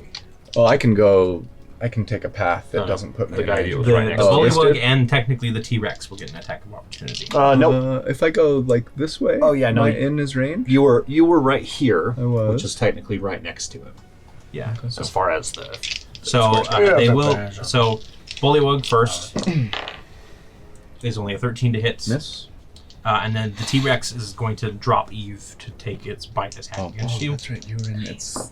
I wasn't. And that's a natural 1. It slams its jaws into the and just like starts tearing at the stonework as you Sweet. pass by. Not very bright. So as she approaches Ergoblath, she's like, sorry, I almost said Eve. So he says, "You shouldn't have left your healer."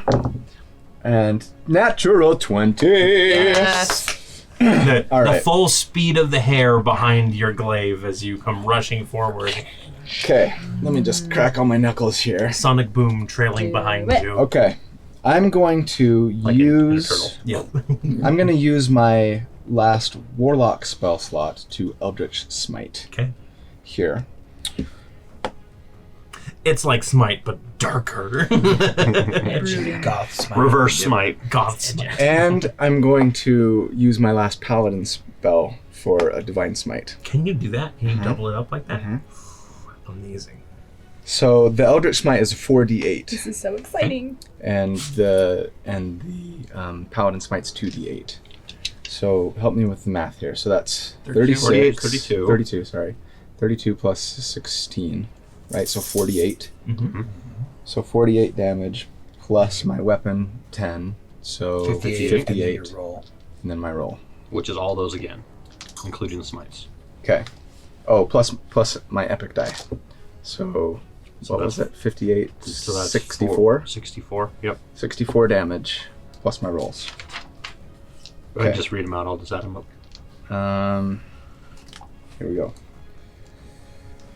D10, D6. Where's my other D8? Now, if you don't break 100, I'm going to be very disappointed in you. Well, I might not because. Thank you. Pressure's All right. So, on now. all right. Here we go. Excuse me.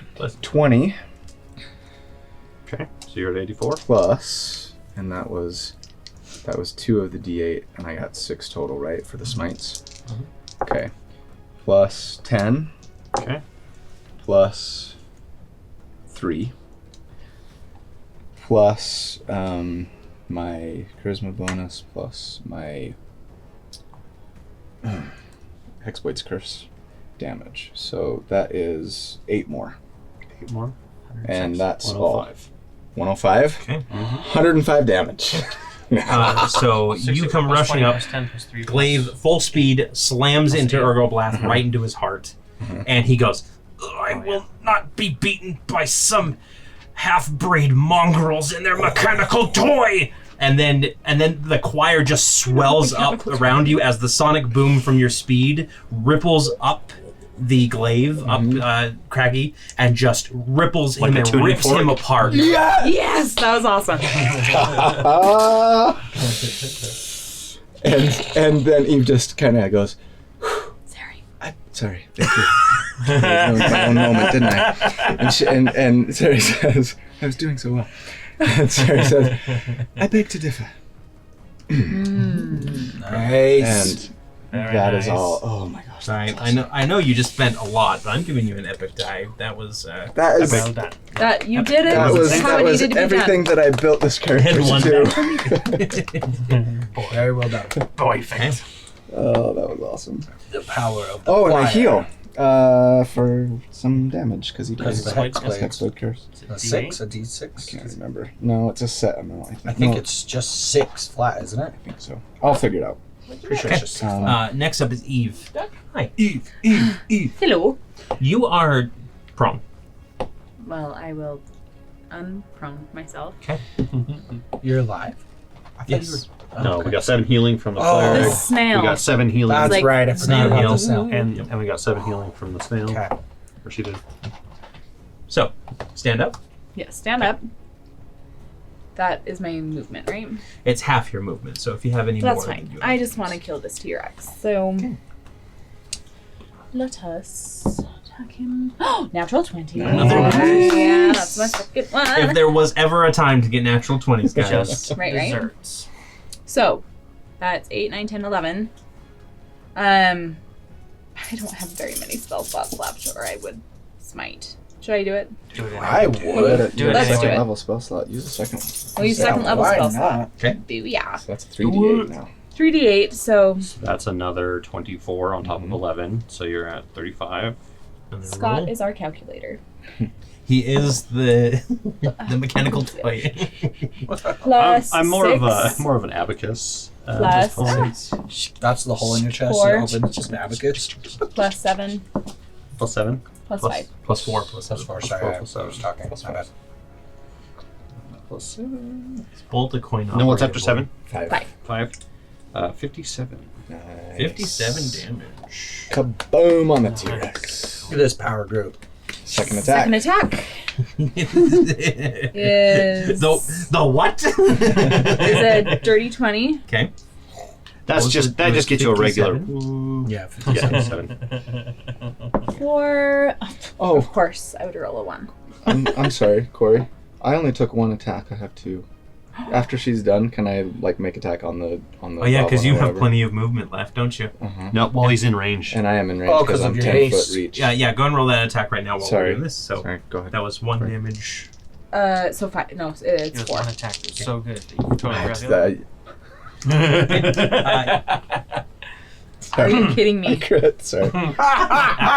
Perfect. So Eve, you go.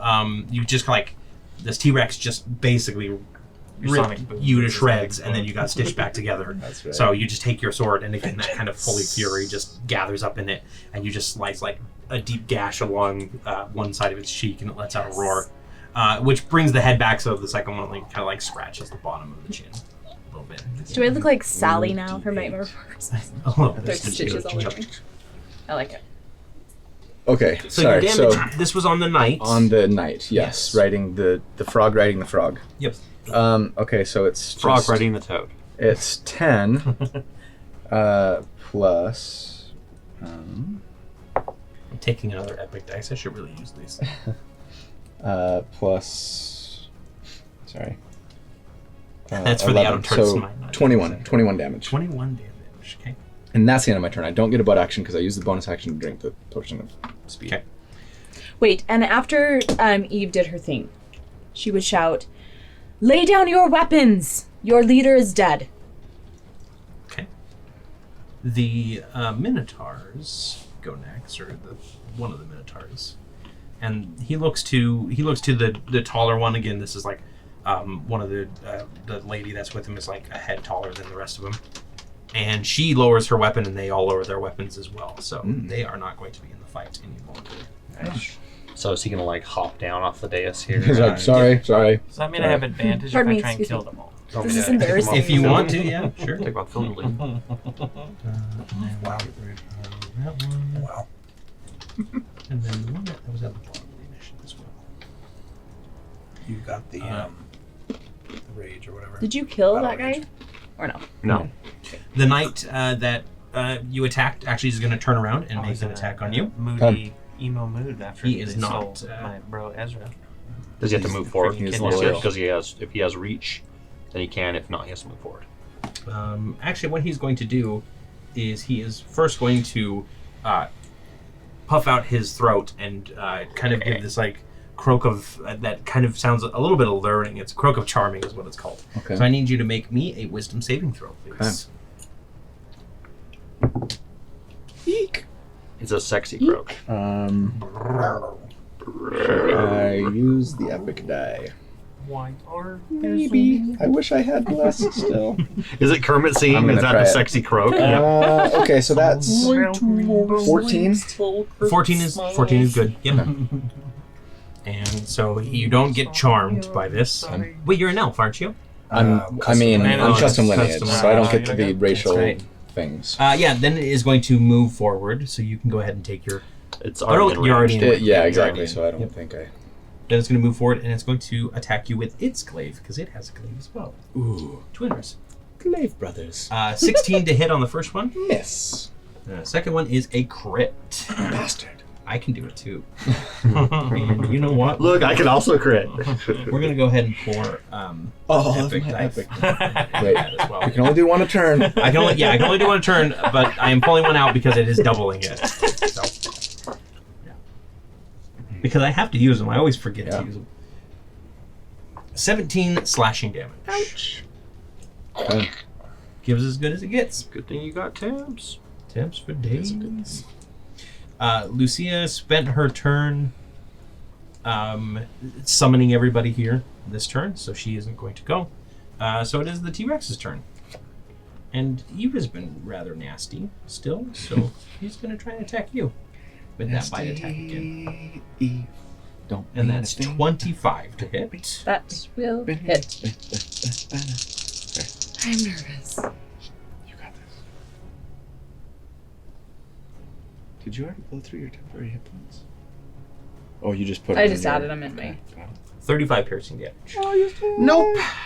Oh. Reaction. Fire shield. Yeah. And I'm gonna take it.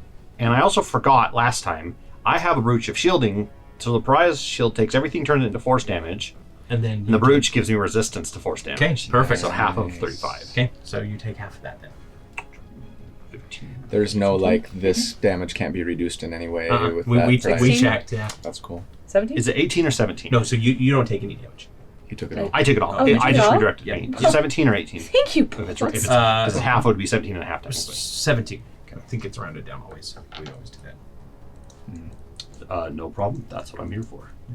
So yeah, this thing like tries to chomp down around you again, and that kind of the alt steel shield kind of just kind of encompasses and just clamps around so that it protects her. And then that tail is gonna just come around and it's gonna just smack at one of those guards or one of the elves here With my tail back in. and hits, and that will be enough to take one of them out. I'm not going to. Yeah. She whipped it real good. Yep. Yeah, basically that guy gets tail whipped and slammed you got- against the wall. Wilhelm Yeeted off scream. the battlefield. Yes. Yeah, we need the Wilhelm scream. Okay. Marana is going to go next, and she looks around a little bit. You and I say you can end this, Bless you. Marana. And she reaches out her hand to the T-Rex, and she tries to dominate it. Don't be a moron, Marana. She attacks Victor. She charms you. She's like, never mind. Now you can't do that. If Disintegrate. this is the kind of company I have to keep, never mind. But she she takes a moment, and you can see that kind of like nature magic coming over her, and the T-Rex sits there for a second, almost charmed by it, and then it just starts freaking out again on the stand, and she breaks and she goes, I can't control it. Then we must kill it. By the way, what is it? A thunder lizard of some sort. I'm not sure. I don't know the particular name. Overgrown gecko. Got it. What Good does it enough. smell like? Not like a halfling. Musk. Like a musky snake. All right. And then it Sounds like is an the old pack lord, the Knoll pack lord at the back there, and he is going to rush forward towards Seredan. Good. Opportunity attack. Do it. That's a What is 23. that? Is that Sentinel that gives you that? Or something else? Polearm Master. Polearm Master. 23 will hit. 23 will hit for... Nice. 15 damage. 15. Okay. Math. No. Okay. Math is a wonderful thing. I love that movie. Get off your ass and do some math. So the first attack Right? is That's going how to it be Felt kind of a nervous. 17. Yes. Okay. And then the second attack is a 24. Blast. So that one is going to, and we'll pour an epic die out of that. Could have done that on the other attack. Yeah. Takes 16 slashing damage. Okay. From his glaive. This one's got a glaive too. Okay, everybody's got glaives. It's all the glaive boys. Bunch of wannabes. After all this, of we're you. going to go to a glaive. Convention. And he goes, "When I kill you, I will be the leader of the court." You did see what I just did to your boss, right? Nah. He was like 3 times your size. Buddy boy. Bolt. Finally. I am He knows actually... I'm out of spell slots. I'm gonna He just punch he punch senses this it. dinosaur to death. Yes, please do. Punch a T-Rex in his nose. First attack. Bad T-Rex. Is it like sharks? Is it 21? Yeah, just like a shark. Punch him in the nose. 21? Cool. That'll hit. That's 7 damage. Okay. Second attack. 17. That'll hit. For 5 damage. And then, of course, he is now Disadvantage to disadvantage on anyone but me. So yeah, I piss him off by punching him in the nose a bunch. Perfect. All right, and then it is job. the harpies. Go finally. One of the harpies is going to land next to Ezra, and I need Ezra to make me a wisdom saving throw as they try to charm you. They call it the Harpy hug. Wisdom? 21. Oh, sorry, no. She doesn't have that ability. That was only the queen. Okay. My apologies. She's just gonna hit you a couple times. Try. The first one is a crit, Okay. which we'll go ahead and pour an epic die into that. Because I'm remembering now. It's okay. It's alright. It's fine. Don't cry for me. I'm already dead. You're already dead. 19 slashing damage as her claws come down. Haven't caught up yet. Yeah, if there's one person that can take the damage, it's Ezra right now. And then the other attack is just an 11 to hit. That misses. Okay. Yep. So she just kind of rakes her claws down your back as she's coming down. The next harpy is going to swoop down. This one is going to swoop over to Victor, 40 feet. Okay. So Where are they? it'll just double move. And then the other harpy is going to go towards Eve. 5, 10, 15. Oh my gosh. 25, 30. Okay. And 2 attacks here. These are really good. 17 to Eve. Miss. And an 18. Miss. Okay. Yep, so it just bashes against your shield, kind of like claws at you a little bit. But yeah, they're just harpies. Did the one that moved at me attack or No, that it had to double move. Okay. Right? It had to double move. Yeah, to get 40. Because does that have 40 feet? Yeah, it was 40 feet total movement. With the double move. No. No, it got right to Oh, it. it got right to. Okay, so there is a pair of attacks But it's coming not- up against Victor. The first one is a 9, Miss. and the second one is 21. Hits. Okay. That second one, however, is only 4 bludgeoning damage. I'll take it. All right, so that was the harpies. The second knight is going to jump up onto the platform, and he is going to strike at that closest guy. 13, 15. So that's 1 hit, so that'll take another one out. Because there was one that was already injured. And then it is the last Knoll, and he's going to rush forward towards Seredan as well. No opportunity. Come on, Seredan. You will be okay. Just wait till my turn. I think I can help you. Okay. That was such a beautiful song. It feels like not metagaming when you sing it, so. Yeah. 19 to hit. Yes. Okay. Thank you, Potion of Speed. Good time for it, Yeah. for sure.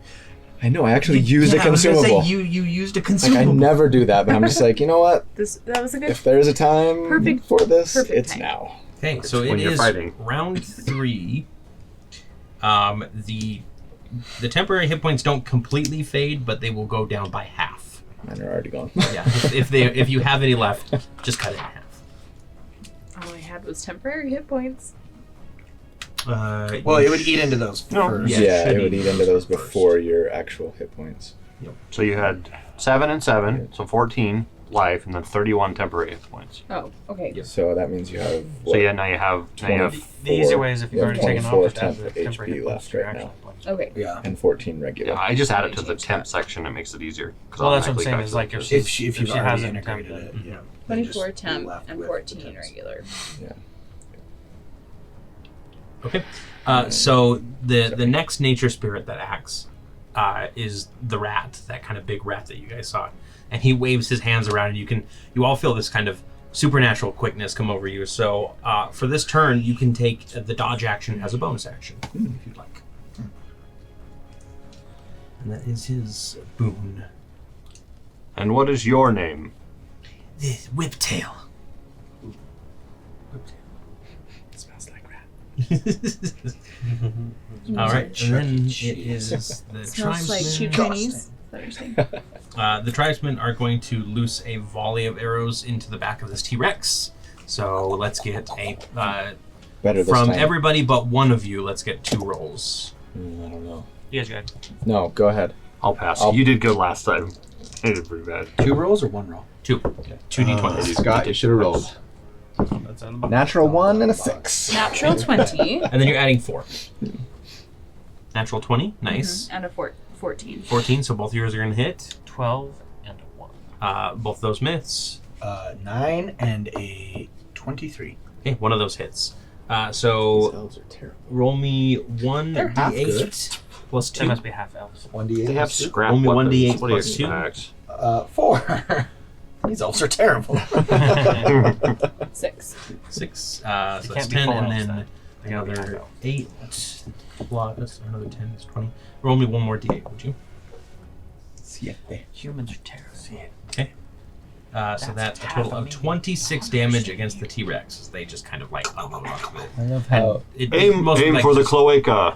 I love how the T-Rex, from my vantage point, is just like sticking its head between Bolt and he's just like, Hey, let's hey, what are you go. guys doing? That's the only way he can Yeah. see. Coke, huh? And Eve and I are just punching it back and forth. Poking its eyes.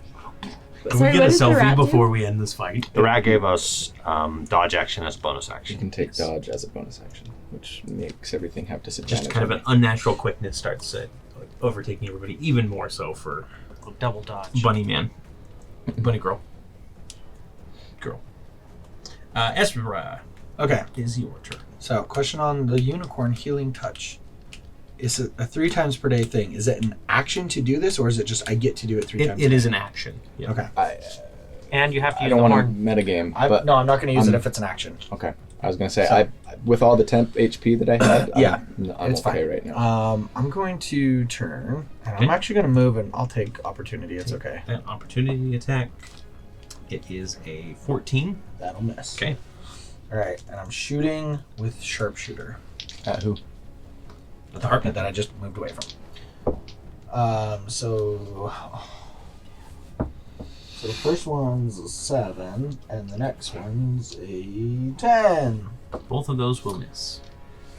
Dang it! They just kind of go wide as the harpy just weaves around them. Anything else that you'd like to do? Would you like to keep moving, or I will keep moving. Oh, this is weird. Angle, so I'll go. So that's 5, 10, 15, 20, 25, 30. As he's moving away, Sarah's like, Jaja, did you meet your family? How's your sister? Is your mom there? it's very quick talking right now. Yeah, she's like, you couldn't understand her. She's just like, Fast forward tape. And It was quite for your perspective, are we all talking slow? yeah. quite Why is everybody moving so slowly? Alright, Okay, perfect. my turn. So the priest is going to go next, and seeing that everybody is relatively okay on health, he doesn't Some temp metagame. HP. He is going to fire off a bolt at the T-Rex. So let's see if he hits. He does indeed. Well, if So you're that shooting means- bolt at him, like that's a pretty big projectile, so it's gonna be a lot of. the T-Rex is gonna kill. I am good, or I am bad, and that is not That's good. Wreck-It Ralph. 12 damage is what the T-Rex is going to take, and then the next attack against it has advantage as he casts a guiding bolt out. Whiptail. Whiptail. Whip-a-tail. Wormtail. A whip crap. Okay, and then it is. Wait. Whoops, I did that one. The beast was done. And then. Victor. Hi, welcome to your first turn of combat. Hey guys, how's it going? Welcome. Question. I know I have Clinge and Cinderhearth with somebody. I Do had we one remember? of them. I So had you one. have one. Eve Who is has the the one other that one? does not have one. So Bolt has the other one. Yeah. I'm I going believe to I use do. my bonus action and call all 3 home, which means this guy needs to make 2 dex saves. Okay. T-Rex needs to make a dex save for 1. Frogman needs to make a dex save. Other frogman. Other Frogman and anything else in the line coming to me. I guess. Oh, the two yeah, frogs. the Minotaurs are moving back again, by the way. I forgot to have that. And I'll Because, yeah, we can probably just take them off the battlefield at this point. basically I'm gonna like form my hands and like do the whole like Neo Okay. and beckon them home. So DC 13. So the Bullywug misses and is completely, like, speared through. So Nice. that This one, as guy? that one comes back to you, yeah, that Bullywug's gone. Goes right through him and just Nice. call the next Then one. we've got the the T-Rex also failed his saving throw, so roll the damage on that. Okay, and that one's gonna be because these all were empowered still. Mm-hmm. So 2d4. 2d4. It's 2. Of course, I rolled just 3. So that's 3 damage plus 6. So that's 8 damage with black. Let's see, Clinge. The next one is gonna be 1. 3. So that's Both the Bullywug Knights make their save, though, so neither of those gets hit. 10. Okay, and then Cinderhearth is 1 more. You did take out one, right, though? Yeah, Yeah. I got this guy. 5. So that's going to be 11 for Cinderhearth. Nobody took that damage, though. Oh, okay. Yeah. Okay. And when they come back, then I'm going to turn around with finally when Cinderhearth kind of comes back, I'm going to whip around looking at the harpy and I'm just going to try and stab it in her xiphoid process. Okay. Where did Cinderhearth come from? Sorry? Again? When I pulled everybody back. Who was it with? Because there were 3 so of I've them. got Clinge was with somebody and Cinderhearth was with the other. So I think Okay. Cinderhearth was with you, Clinge was with him. Okay. She had Gnaw. Yeah. Okay. So now I have all of them with Yes, now you have all of them, and then go ahead and make me. And your then I attack will against the harpy. activate, if it hits, I'm going to activate the. So that was an 18 roll. So I assume 26 is going to hit? Yes, 26 will hit that. And that's going to be 1d4 plus 7. It's going to be 9 damage plus the 2d10 for the fire damage, because I haven't used it yet today. So that's going to be 15 total damage. 6 of that is fire. Just Okay. Yeah, she lets out a shriek as you basically stab into her. But she is still up. that's it. Okay. All right. And then it is... Are all the Bullywugs dead? No, there's one more left. Let's go ahead and move him up to Eve and just... Plat, plat, plat, plat. 21. That will hit. Okay.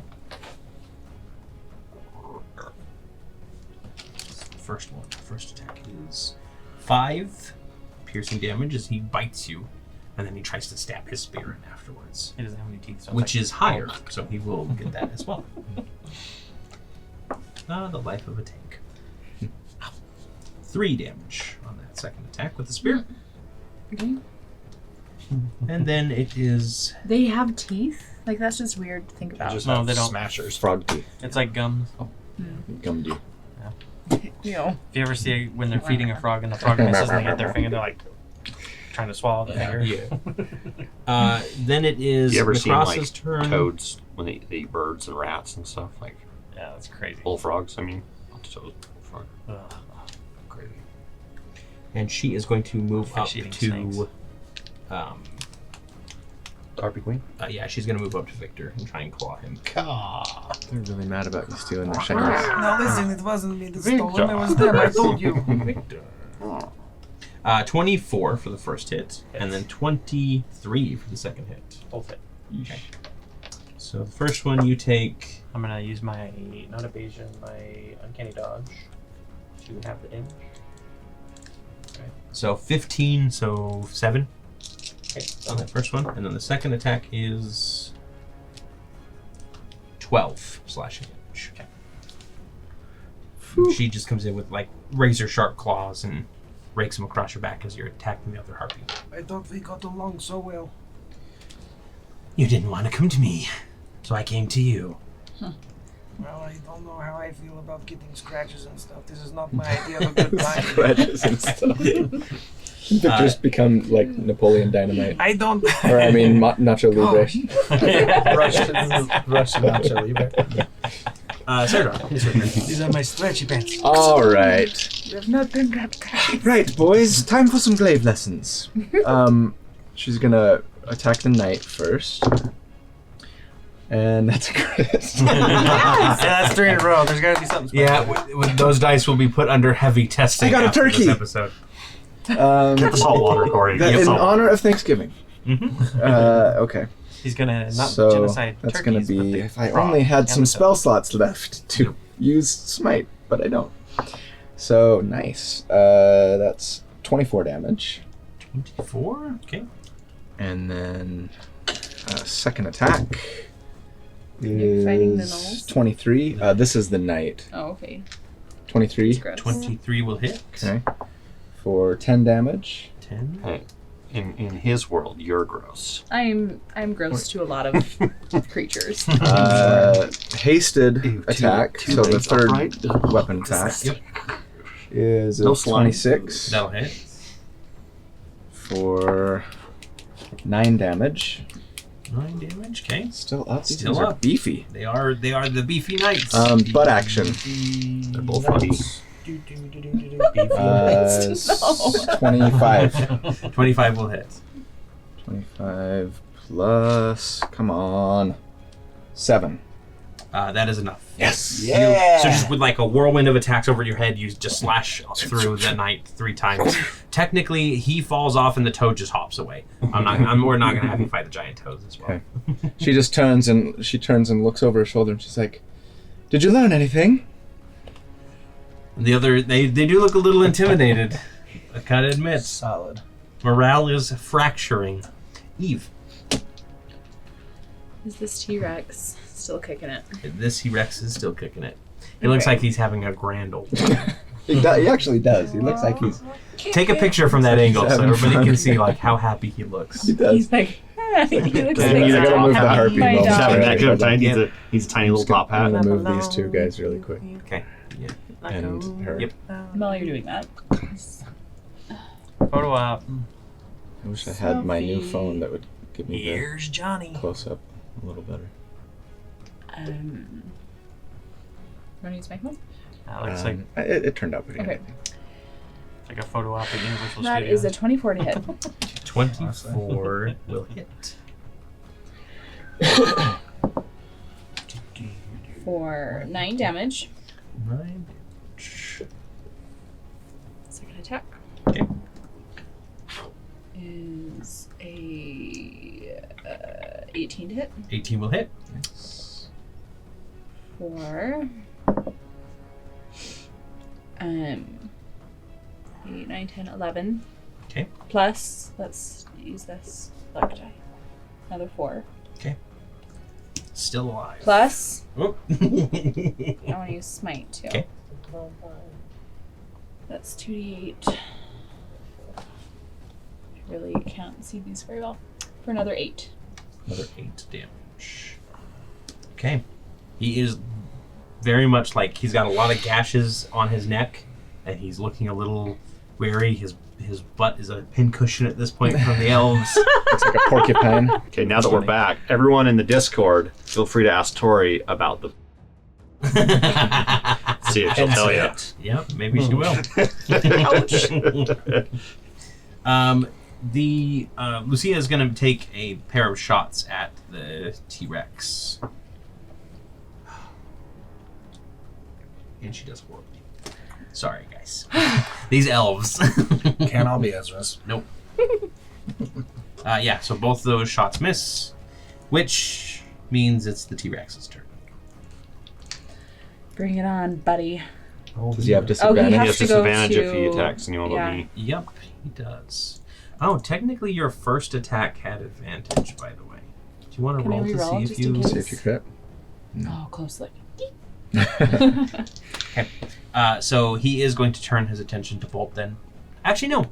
I think as a brutish creature, the first attack, like with that thunderous thing, 14 to hit. Miss. And then the tail is going to whip around to Bolt. It realizes what's going on. And that is a 26. Yeah, for the hits. tail.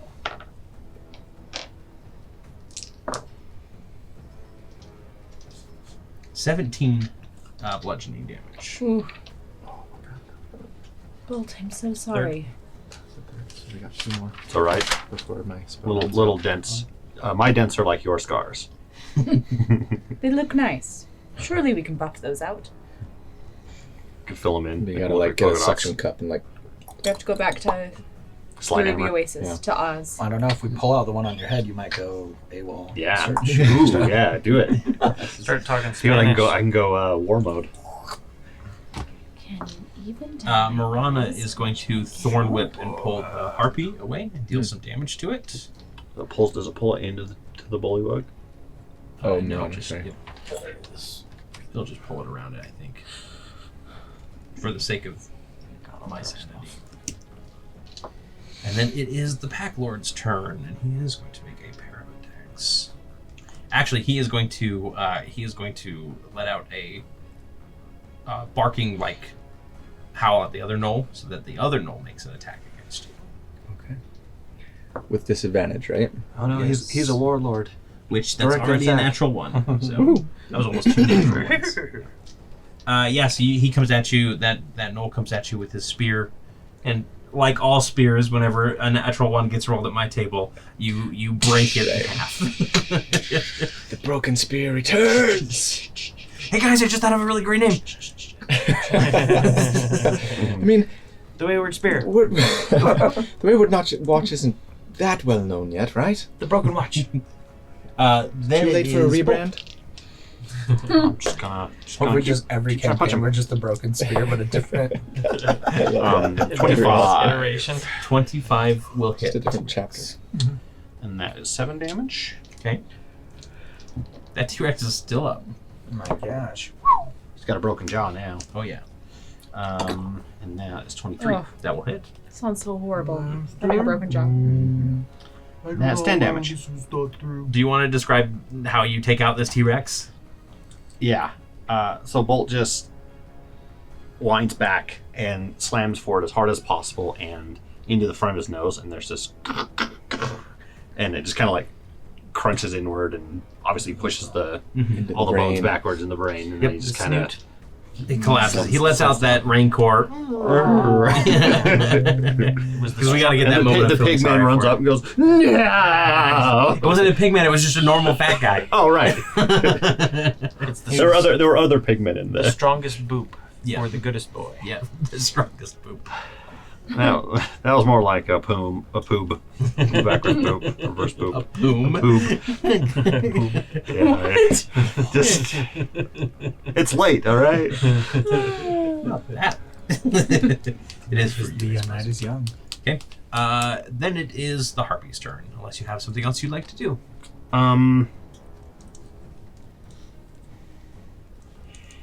Yeah. I'll do the. Let's see. I'll do the dodge action. I'm going to move up right next to Marana. Marana? Yeah. Yeah. So you will use the bonus action, dodge action. Mhm. Okay. And then move up next to him. Okay. And just kind of like try to get in his face. Sounds good. Harpy is going to go for Ezra. Moving up. Yep. Stop following me! And the first attack is a crit. Oh, again. That's 2 times a crit. It really likes raking you with these claws. Rake me, my friend. 9. Okay. No. I don't, Cut it out. I don't know the other version. It's Nirvana! 9 damage. Okay. Owie. And then the second attack is a 16 to hit. You're not even bloodied yet. 16 does not hit. Sounds good. Don't forget you also have your shield tattoo. Oh, that is right. I need a printout of that. Yeah, sorry. I'm gonna I keep keep forgetting forgetting. Then Harpy number 1 is going after Victor with a 7 Miss. and a 15. Okay. Okay. Yay! And then Harvey number 3 is going to go after Marana, Just actually. barely. And rolls a 6 and a 7. So those are both misses. Dang. That Hooray. was so cool how you killed Ergoblath. I just keep thinking about it. Knight number 2 is going to just slash with his glaive at the elves. Fire's tattoo. One of them hits and does... I don't think it's enough to take one of them out. We'll see. Yeah, not enough to take one of them out. But one of them is looking rather bloodied at this point. And then Knoll. The last Knoll is going to make an attack. So they're both alive, aren't they? Yeah, the Pack Lord had the... There's the Pack Lord and then there's the regular one. Regular. The pack led. He is smart. He is strong. 16 to hit. Yes. Okay. Back up to the top of the round. The buff of the of Whiptail fades. Sarah's like, you obviously were not paying attention. It's just dodging. And then you hear just kind of like this rapid tapping as the centipede starts like spiraling around, and you can hear it in your head. And what is this? Was creepy. That was so gross. This is the boon of the Maiden of 1,000 Legs. Tried to do it quiet, but The Maiden of 1,000 Legs. So yep. Wow. I'm not sure if that's sexy or disgusting. A lot of all toenails have to high paint. heels. Depends on if you're a leg person or A not. lot of this legs is to funny. shave. And stockings. Maybe there is too much of a good thing. They all look like that. They all look like the famous leg lamp. 1000%. The leg that, but Yeah. 1,000 leg. Oh, Just well, like just too straight, many though. legs. I don't know what to do with all the legs. It's too much. For this round, the Wayward Watch is under the effects of the haste spell. Does it stack? No, it does not stack. And then when it ends at the end of the round, it does not stun you guys like it usually does. So it's funny, like you mentioned that, I was like, I think I've got something like this coming up. So yeah, so everybody has haste this turn. That's double speed. So you get Extra double your attack. speed plus your AC. One You extra get an AC. extra action that you can use on an attack or any other like regular action. You can't cast a spell. Not even a cantrip, right? Okay. what if you cast a spell and then do you still get the second action? Yeah. Yeah. If you cast a You spell just as a can't bonus. Oh, I see what you're saying. So, like, you use your action to cast a spell, then you could take the hasted action to make Yep. one weapon One attack. weapon attack. Yeah. Can I go ahead and get you 2d20, you 2d20, you 2d20, you 2d20? Plus 4? We'll keep you on. Yeah, plus 4. Better. Just keep working them out. Just 15 and let 16. those 15 and fly. 16.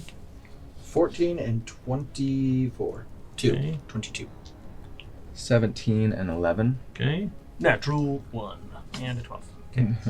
So both of Victor's misses, one of yours hits, one of Ezra's hits, and then both of Bolt's hits. 4 hits. So it is D8 plus 2 for each hit. 6. Well, if I had rolled 9. for that. 9, 15, 3 and 9. 3, 9, 12, 27 damage. So that second knight takes 27 damage as they just all like lay into him. Looks like a big cushion. Yes, he does. He suddenly realizes that it's just him up against a group of elven platoon of- warriors, commandos. Ezra. Okay, so can I use my hasted action first, so I have to do them in a specific order? No, yeah, whatever order Okay, you want. I'm going to use Splinter Shot, and I'm going to use my command word Fracture. I'm going to fire my shotgun arrow Okay. at the harpy in front of me. So if it's within 5 feet of me, it can take 3d8 damage if it fails a DC 15 dex.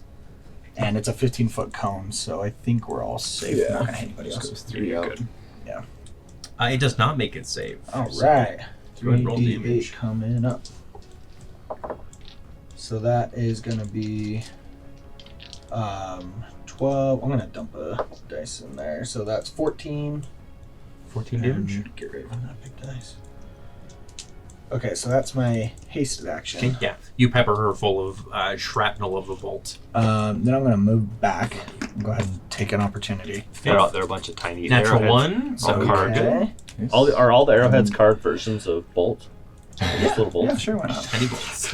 Tiny bolt. Tiny bolt Little fist tiny bolts. forward. And then I'll use my actual action and take my 2 shots. She did.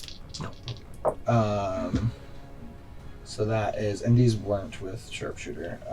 So that's 25 and 24. Those will both hit. Yeah. Show you sharpshooter.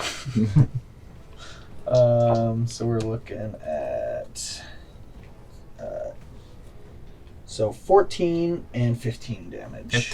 Yeah, so you fire off this scatter shot, and she kind of reels back, and then you kind of do that down on your knees kind of spin move to get away, and the claw goes right overhead, and you fire too, and it's just right into her eyes, and she falls down. Yep. Then I'll use the remainder of my movement, so that's 5. You've got haste, so 15, oh, double. 25. I'll get right up here with the other elves. Okay. And I'll say, I am Ezra, the catalyst of change. This is the Wayward Watch. Follow us to victory. The Ungolin Keep belongs to the Withered Bow once again. They all let out a cheer, and yeah, we'll go ahead and give them all inspiration and give them a little morale bonus on that. Nice. Sounds good. All right. Also, Embrace an epic dice for you, like for embracing destiny. Very cool. All right, then it is the priest is going to go. He's going to spend his turn healing that tribesman that took the hit. You said Shattered Bow Tribe? Withered Bow. Yeah. Shattered Bow's a great name, though. It's a rival clan. And then it is Victor. Actually, it's just an angry teenager that wandered off the woods. Are you sure we can't work something out? I mean, you're mildly attractive to someone somewhere. I'd hate to kill you now, but Wow. I'll stab you in the face. So rude. So you're going after Necrasa? Yep. I will cast. Says the person that was making fun of the Minotaur. Yeah. I'm going to use 2 of my performance points and Mildly cast attractive Cloud to of someone Daggers. somewhere. Okay. Oh, you already had Cloud of Daggers up. Yeah, but I've lost concentration on Yeah, that's true. You did get this. stunned. Isn't there? I assume it's done.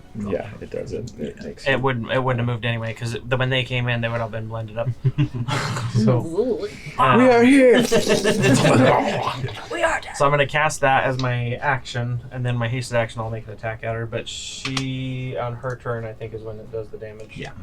When So it's she just a first 5 when she foot square, first right? to it, Enters the space. Yeah. Does and at the Cloud of beginning of Daggers their And turn. beginning of return. So she should take it now. And then When it enters the spell's area for the first time on a turn or at the start of its turn. Yeah. So Or the how start does of it the say turn. Or the on start of a the turn? It doesn't say her turn. So I think you would just take it at the top of her turn. yeah, I'd say it probably. Yeah, I think that's what we did last time. Okay. Let us know in the comments what you think. Maybe that's a good distinction. discussion. to be in. Yeah. So that is going to be I think it's kind of clear, but Yeah. You can top 24 to hit. 24 will hit. Yes. All right, and this is with Shadow. Yeah. I'm losing my brain cells. Shadow Song. Shadow Song. That's 2 plus my 6, 7, 8. It's gonna be 8 damage. 8 damage. Okay. And my bonus action, I don't think I can do much there. I'm going to disengage, and since I'm hasted, I'm going to use my movement. Oh, yeah, you can disengage as a bonus action. That's right. Make sure I don't have my head there. So 5, 10, 15, 30, 35, 40, 45, 50, 55, 60. So just like Yeah. So you just kind of Yeah. become a whirl of daggers, and when it kind of all fades away, the dust clears, you're gone. yeah. And when I cast Just the an outline cloud of of daggers daggers, in I the would have pulled out that another one of those steel and tree or steel and oak leaves and just like Okay. Just surrounded her in them. Perfect. The bullywugs are there's still one left. Holy crap! The final bullywug. Well, except for the knight. But, that's a 17 on Eve. Miss. Can I actually have moved up here? Yeah, and a 19 on Eve. Miss. Okay.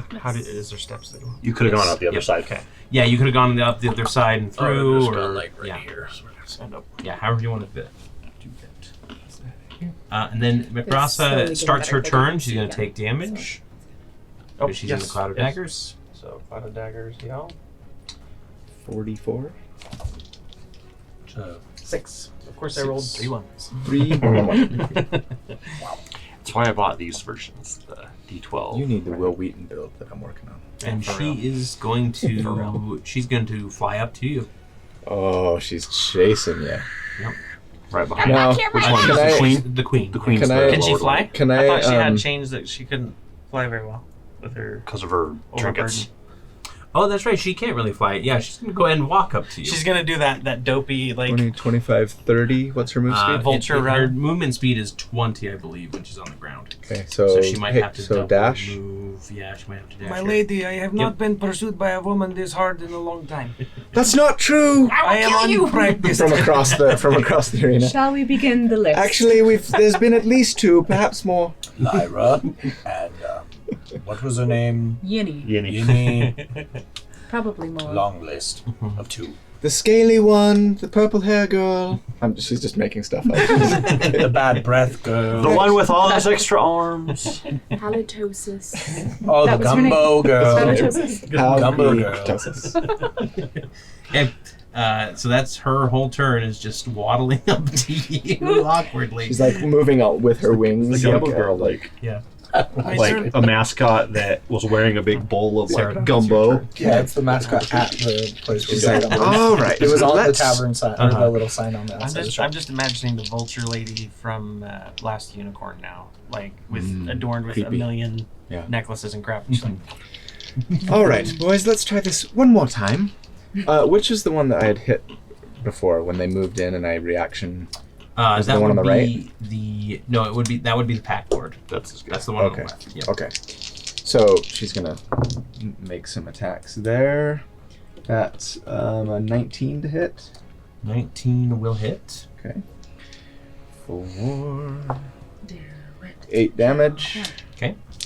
Then an 18 to hit. 18 will hit. Okay. For 15 damage. Okay. And then the haste attack is going to be a 23 That'll hit. for 14 damage. Okay. 3 more slices. Right. Really quick, and the pack board just kind of like falls to pieces. She's just going to like take off like arm, and like leg, Mhm. and have him go. Like that one orc Ouchie. in Return of the King that you only get to see die in Yes. the extended cut. Yeah. Yeah. slice, Cheese slice. face. Jeez. And then Fun action. yeah, I'm tempted to let this guy go, but yeah, Sarah's gonna Tell kinda, the other gnolls what you saw. Yeah, Sarah's just gonna look at him at like before she takes her butt action swing and say, "If you run now, I promise not to hit you for 6 seconds." Let's see. Go and roll me an intimidation check. Okay, 1, 2. that's 2.5. 18. I'm gonna count to 6. And He Two and completely 3/4. drops his weapon and runs on all fours, tail between the legs. Yep. And I do not take. I don't take an opportunity Okay. attack against him. You're not evil. I'm just gonna go. One step. I said I wouldn't hit you, but I'm not gonna. Doesn't say it won't slice you. 20. Paragon +1. I'm gonna move up. I'm gonna be 10 feet away from this guy. Okay. And use my butt action against him. Crack the back of his head. That's right. Or try to. 24. 24 will hit. Okay. For 7 damage. 7. Butt damage. Now to maximize our XP, we need to kill all the. Yeah. We should have a soundboard every time you do a butt action. All the nature spirits. We're gonna turn into what's that guy on Parks and Ira Rec? the douche. Yes. Oh, It's Ira and the douche. Yeah, that'd be awesome. yes. Good times. I need to watch that show again. Oh, I love it. Eve. Okay. Eve will say, Can we make Victor, a believe it or not TPK? you were looking a little worse for wear, Leave it. and touch him on the shoulder and do cure wounds. Nice. At the second level. Thank you. I need the second win You before think this it's lady somewhat tears me to advantage? pieces. That is for 11 heals. Yay. Thank you. If you cast cure wounds, TPK. Believe it or not, TPK. Okay, cool. Anything else that Eve would like to do on her turn? No. Okay. Then. Well. Oh, you're hasted, so Yeah, you you're have hasted. another You take action. an action. Yeah, you do Another have action. another action. Attack action if you want. So yeah, let's attack this higgledy-piggledy. What's he called? Bullywug. Bullywug. Yeah. I like the other one better. Higgledy-piggledy. That's a 15 to hit. 15 will hit. No, she's struck with the force of Ricky Tikki. Oh, it's a minion. Toast. Yep. 1 hit point. You killed him. So congratulations. Bye bye, bullywugs. Okay. Bye, bye, And then do you want to move? And then I do want to move, like, in Bullywug front pie? of Bullywug guy. Victor. Like, between him and that other that? harpy. Okay. Yeah. Sounds good. Jover sword. Yay! +1 AC, thank you. Yes. Belly. Okay, so Lucia is going to go next, and she's going to turn her attention towards. I think she's going to do Macrasa. She sees like the last leader on the field here, and we're going to just say that all the elves have bless right now because of your morale boost. Yeah. So Good job, first, Ezra. I'm a mini paladin. the first Add attack 1 paladin level. is going. No, you don't do that. Don't do what he says. The first attack is going to hit, and she's going to pour one Add of her a scroll of summon to archer's rest. eye. The story of Ezra the God King. What we should do is at the start of every game, we all roll a d20, and whoever gets the highest roll, they are the canon person for the day. Whatever they say, No. that's what happens. You don't want me to be the king. Yeah, but you can't see what I roll because it's behind the DM screen. I crit again, guys. Looks like I'm canon today. Okay, I don't Wow, think I that's like so that. weird. I rolled a 21. How'd you get +1 on your cannon roll?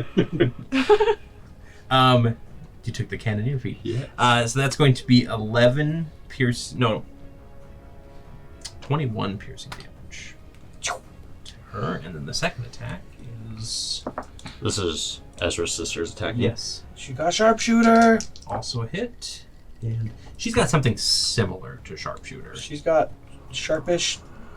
I'm debating on helping her out because 30. So okay, she did So try to help us. She stole our friend. Kill her. I mean, I don't have a lot of attachment. That is All right, facts. We need that at the Bolt. beginning. It is your turn. I'm gonna say to Maraka. I cannot remember. I keep thinking her name is Moira. Morana. Enchiladas. Yes. Macrasa. Moiras. Fold in the cheese. If you surrender, we will spare you. Go ahead and roll me a persuasion or intimidate. Well, I'm not great at either. So 13.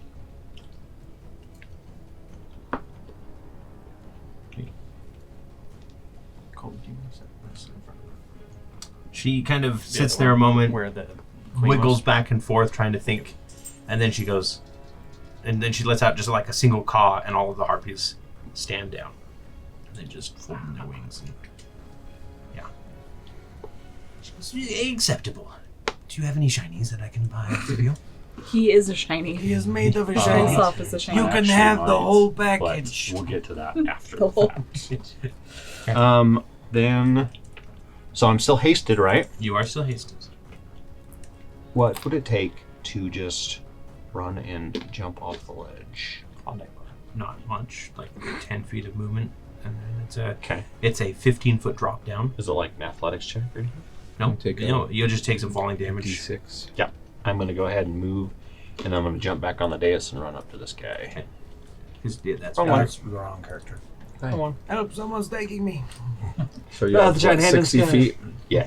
5, 10, 15, 20, Give an 25, epic die over 30, to 35, 40, Preston. That would be 45, 50, 55, I'm 60. being spirited away. Do I take... What's my falling damage? Your falling damage is 2 bludgeoning damage. Just landing and kind of. Ow, my ankle. Yeah. I rolled my roller skate ankle, Go.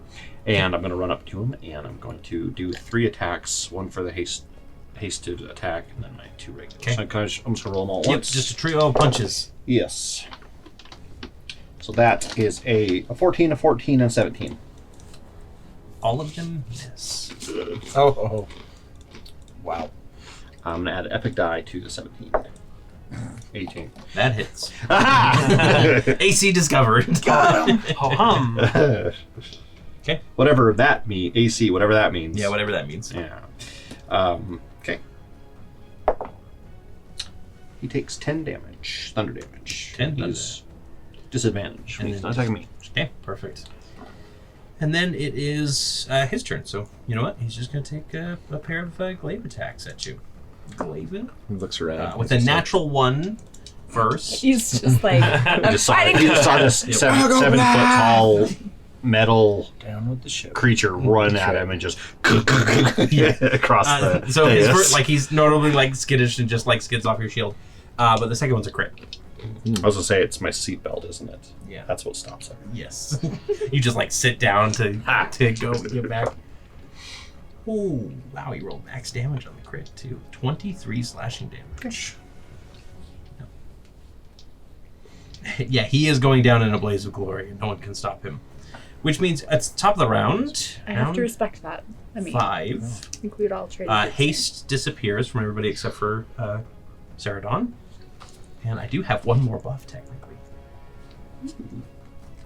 So good. The last nature spirit that's in attendance is the mighty croaker, and he is a large frog, and he's just been kind of holding back a little bit, but he's going to bloat his throat. Weird way to say that. And bagpipe noises start coming out as it deflates. So the knight is going to have to make a Constitution saving throw, which he does not make, so he is knocked prone. So we'll just go ahead and knock him off of. If you want to just remove the toad altogether, the toad's just going to run away, hearing his nature. He spirit. knows. Yep. It's like Time to come home. Better. If you want to replace him with one of these other warlocks, you can as well. Yeah, Just he's 'cause. good. Okay. And then everyone who's an ally, so you guys can all move 10 feet without provoking opportunity attacks. You basically are picked up by these sound waves, and you can kind of use that momentum to carry you along. If anybody needs to get to a more advantageous position. I'll get 1. Okay. So I'm right next to him. Alrighty? Yep. Same. Just move right next to him. You said the harpy lady. Yes, She's she's bent conceited. the knee. Yeah, bent knee, basically. She's conceited. She's very conceited. And then it is, the tribesmen. But they really, they're gonna just try and shoot at the bullywug that's on the ground, not prone. Disadvantage. Yeah. So, jeez, I don't want to do this. we'll just go ahead and move on. The tribesmen are going to start spreading out to go. They're gonna start secure the area, go check the rooms and everything like that. Ezra, it's your turn then. Okay.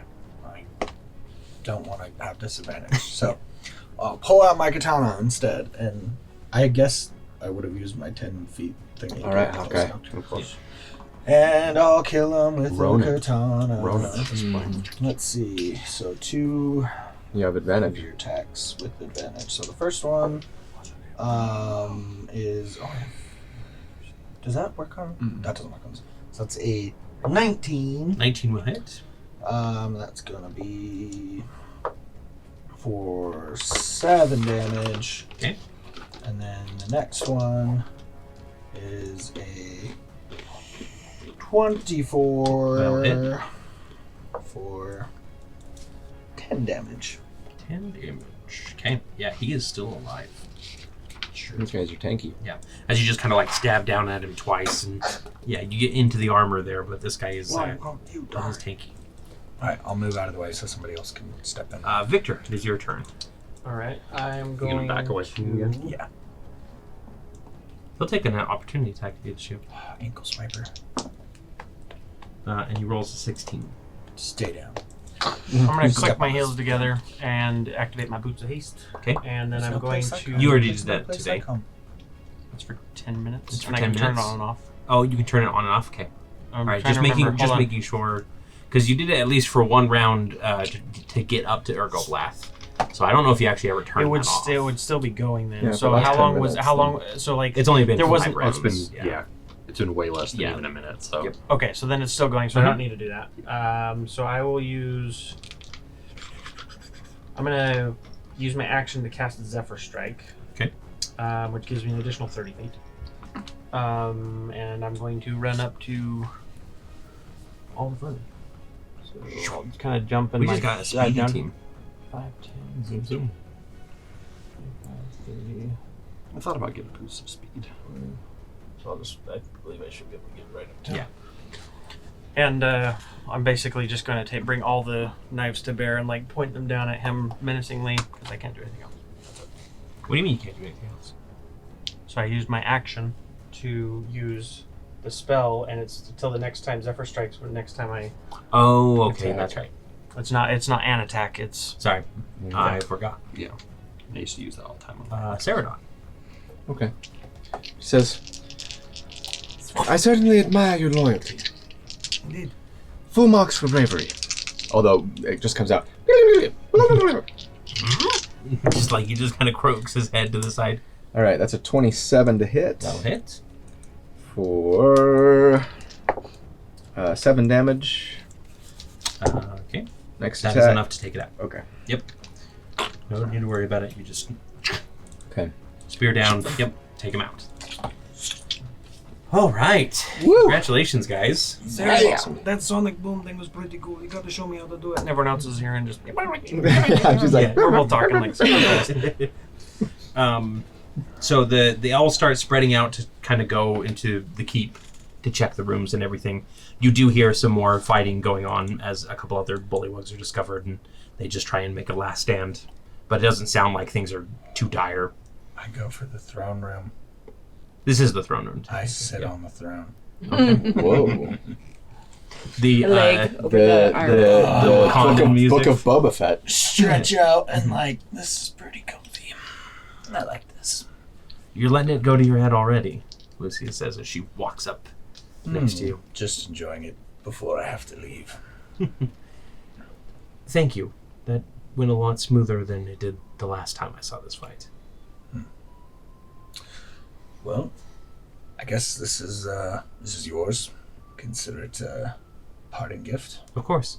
However, it wouldn't be very fair of me if I didn't offer you something in return. Whatever treasure is in the treasure vault, I'd be happy to share with you. Of course.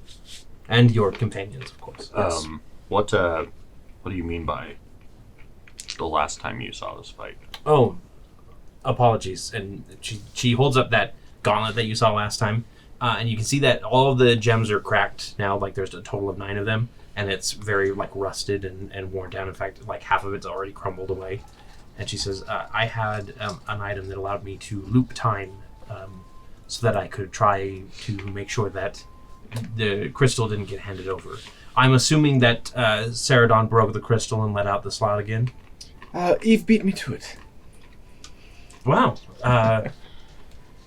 Good for you. Couldn't let more people be hurt by this plague. And no more will. Once we hunt down the hags responsible. Wait. You saw this happen 8 other times, and every time we lost? No, I only saw this happen once.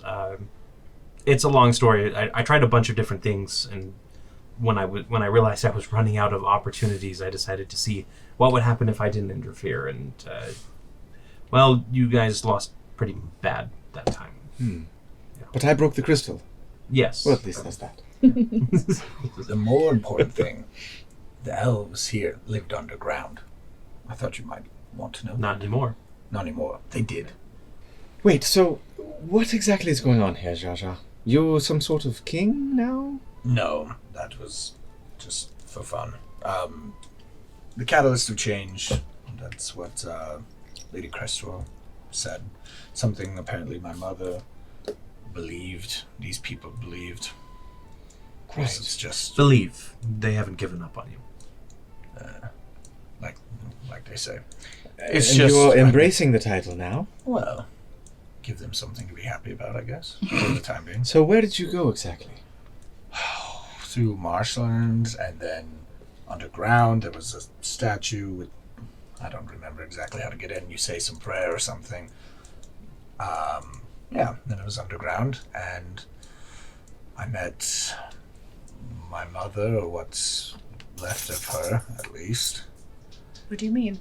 She wasn't really all there. I think time, magic has corrupted her mind.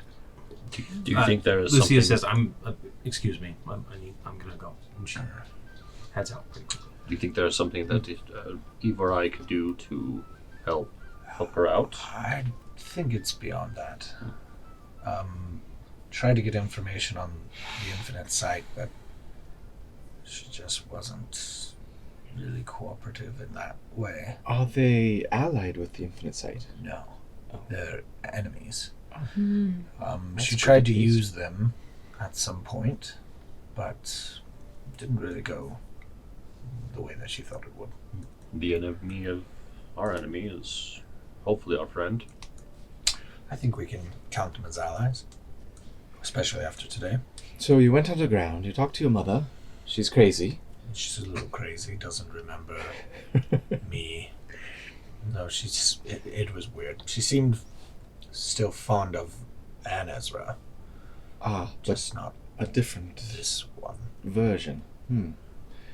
And then you gathered some fellow archers and teleported in? Well, then so Lucia had a plan to bring people in. I marched my way over here, the arrow triggered her to come through the anchor the that skull. Colt provided. Right. That I did not put in my bag of holding this time, apparently. I'm really curious what would have happened. Probably something really bad. Probably ask Lucia, maybe she saw it. Anyways. So, just real quick, while you're all talking, I'm going to I'm actually going to pull out a silver coin. Okay. And I'm going to start kind of like magically imbuing it to sparkle, kind of like the Arkenstone does in The Hobbit, because I can do that with my magical tinkering. So I'm going to use one of those. I'm going to start working on that. This is for Miranda. Macrossa. Macrossa. So many other good names that it could have been, but no, I had to name them. So, the elves were underground. Why? They used to have the Unglen marshlands, but the Winter Court, Summer Court, court of this guy, Winter Court. yeah, drove them out. And helped them reclaim home. Well, I wonder, at this point, you said his sister's gone. Yeah, she walked away. Okay. Perhaps the elves take back... out of character. I mean, did the elves used to, rule the Winter Court here, or do we know that? Or has it always been, as far as we know? As far as you know, the Winter Court has always been this weird nebulous thing. Urgelblath wasn't always in power, but it's kind of been a rotating roster of who's in power and who's in charge. And it's never really been somebody that good. Okay. Also out of character, I'm going to turn off my boots. Okay. Well, perhaps it's time to let the elves rule the Winter Court. Agreed. Maybe we could finally have some allies here in this corner of the world. I'm not sure their structure of leadership exactly, but I think Lucia would be a good contact. Well, maybe good person to have. Probably not. I want to travel. I need to kill Thule and Crawl before the day's done. Well, before the year, maybe, I don't know, some point in the future. I want him dead. Speaking of this corner of the world, there's a little bit further of a corner that I think we should visit. The Broken Islands. Broken Islands? The Broken Expanse. Broken Expanse. Broken Expanse. And I point over to the dead crocodile dude. Yeah. Slumped off to one side of the dais. Yeah. This gentleman here, his former crew, said they had a airship that... I saw the airship. Speaking of, I saw Keskes is here somehow. Oh, really? Or at least the greatest treasure. Did you call him? No, was that him? He went through puberty and we killed him. I hope not. Kess on I thought it might be a Chaos X. good escape if we needed it. I was going to teleport us over there, but we did a good job. So, Well, I think we should head over there after we're done wrapping up what we're I doing here. remember somebody saying something about the treasure. We need the treasure. Let's find Not that. the greatest treasure. So I'm going to go over to Actual Macrossa treasure. and say, this is for not fighting us further, and I'm gonna hand her the. And her eyes just go it's like huge, and she just like snatches it up and starts like examining it. How long does it last? As long as it indefinite until I shut it off, which eventually it'll get used up again. Do you have a limited number? Yeah. Okay. Yeah. So I have 3, so it's it will eventually fade. Yep. Yeah. But for now. Oh yeah, she's gonna be happy for a while. Thank you. Spend that happy time in jail. Let's remember when you make your third tinkering, and then we can have an off it'll just like a cut to like her being like, Well, this got people over for dinner and like, look at this. So I made this one. Yeah, I made this one and it canceled out my first one, which I think was something around when we found Hug, if I remember correctly. Like probably a light or something, because I do that a lot where I just like imbue a rock with light. So that glowing rock just all of a sudden like stops glowing. And she lets out she gives you a bow, that kind of like wide feathered bow, and then she lets out another squawk, and the other harpies take to the sky, and she does too, but it's a lot of like. Do they like come and like grab her and help carry her? They have to come and help carry her away. But yeah, you may have made a friend with Mikrasa. Who knows? Who knows how that goes? I know, but I won't tell. I'll never tell. And then you hear, "Get your hands off me! Don't you know who I am? I work with the Wayward Watch. Yes." And coming out from one of the side tunnels is Kes, looking a little worse for wear. He's been like kind of like stripped of all of the different accoutrement that he usually has on him. And Hug is right behind him, just being a little stoic, and they're being like trailed by 3 or 4 elves that are giving them kind of a weary look. And one of them says, "We found these 2 in the dungeon. They said that they know you." Yes. This is Kes and Hug, friends of ours. Oh, they're your friends now. I'll go up to him Friends. Are you Say that a little loosely. Friendly acquaintances. Oh, they're definitely my friends.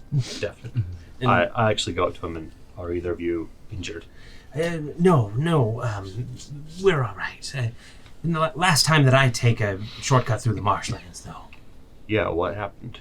Well, after we left you in the Ruby Oasis, we decided to go to Big Town first, and we decided to cut the way through the marshlands to escape the shifting dunes, because that's very nasty business, yes. But we were attacked by a group of harpies, and they commandeered the ship, and said they were going to give it to someone else. Is my ship okay? I believe Ezra said he spotted it nearby. Back of the keep. And he climbs up onto Hug's shoulder, and he taps him, and he points towards the direction that you pointed, and he goes, go! And Hug goes, "It's good to see you guys. Do you need a ride?" Yeah, actually we do. After we get treasure. At first. Okay, I'll make sure he doesn't leave. Thank you. And he just goes like waddling through the courtyard door into the swamp. And then about like 2 seconds later, you hear, "Yes!" as Kes sees his treasure again. And yeah, I think it's time for you guys to get some treasure. What have they done to you? They painted you. No. Gets out there, and fixed then you. the other crew that's their airship they took off with. Yeah.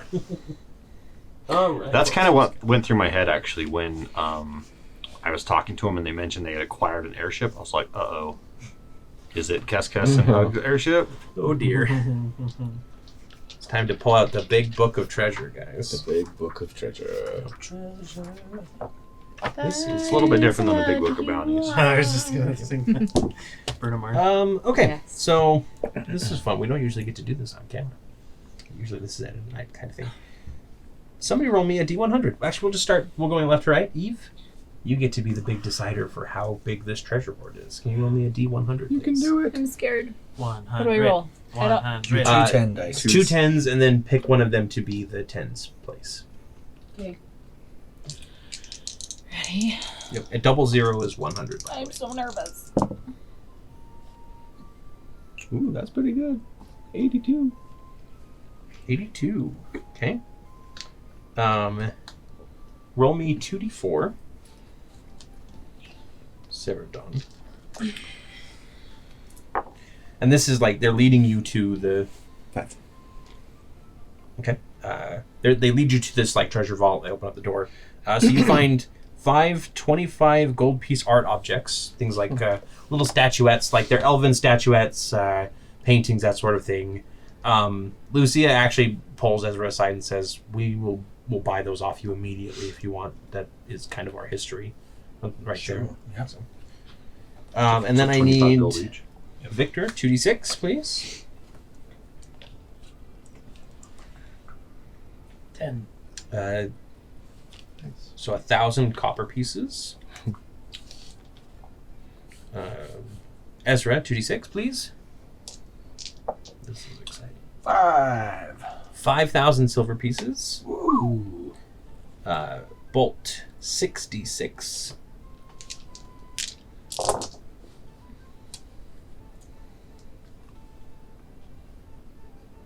$17. 1,700 gold pieces. And then back to Eve, 3d6, please.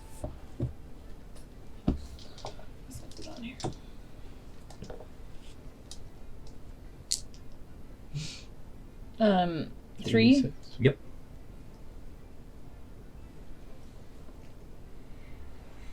$16. Nice. 160 platinum pieces. And then roll me a d4 there. Are you writing this all down, Seredan. Scott? Yep. Okay. 3. Okay, there are 3 magic items in this as well, which is perfect because we have 3 people that need to roll to even everybody out. So, Victor, roll me a d100.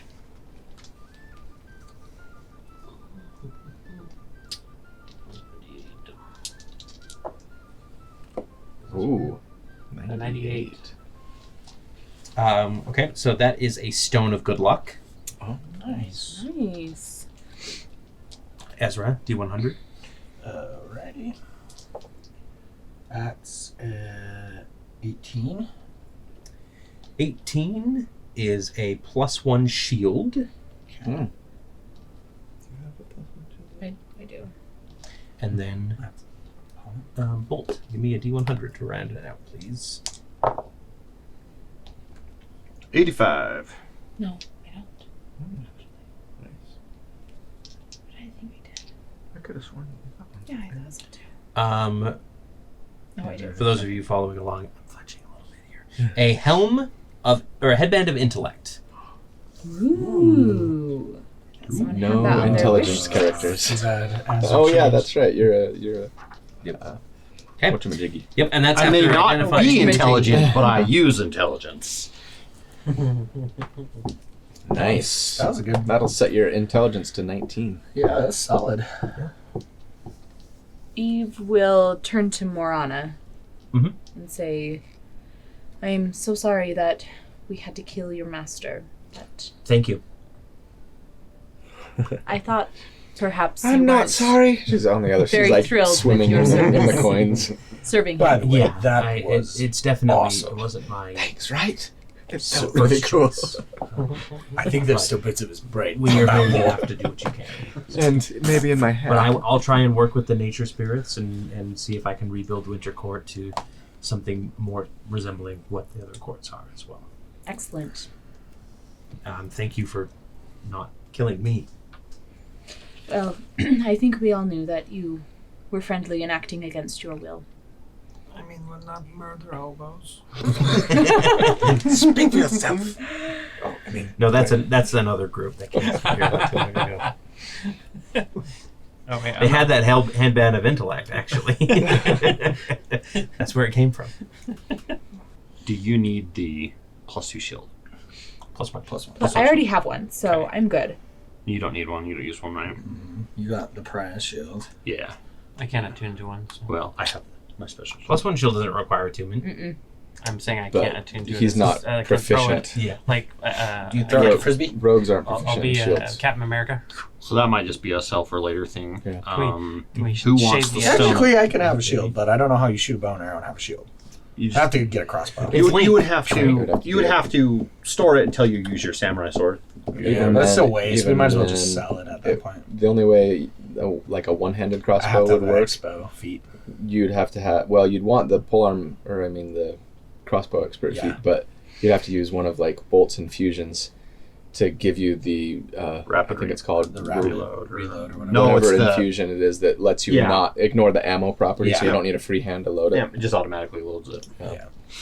Anyway, We can just sell it. So if you guys don't mind, I'll take the headband. So since I just Yeah, do had. it.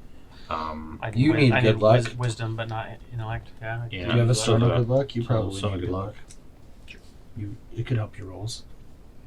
Maybe.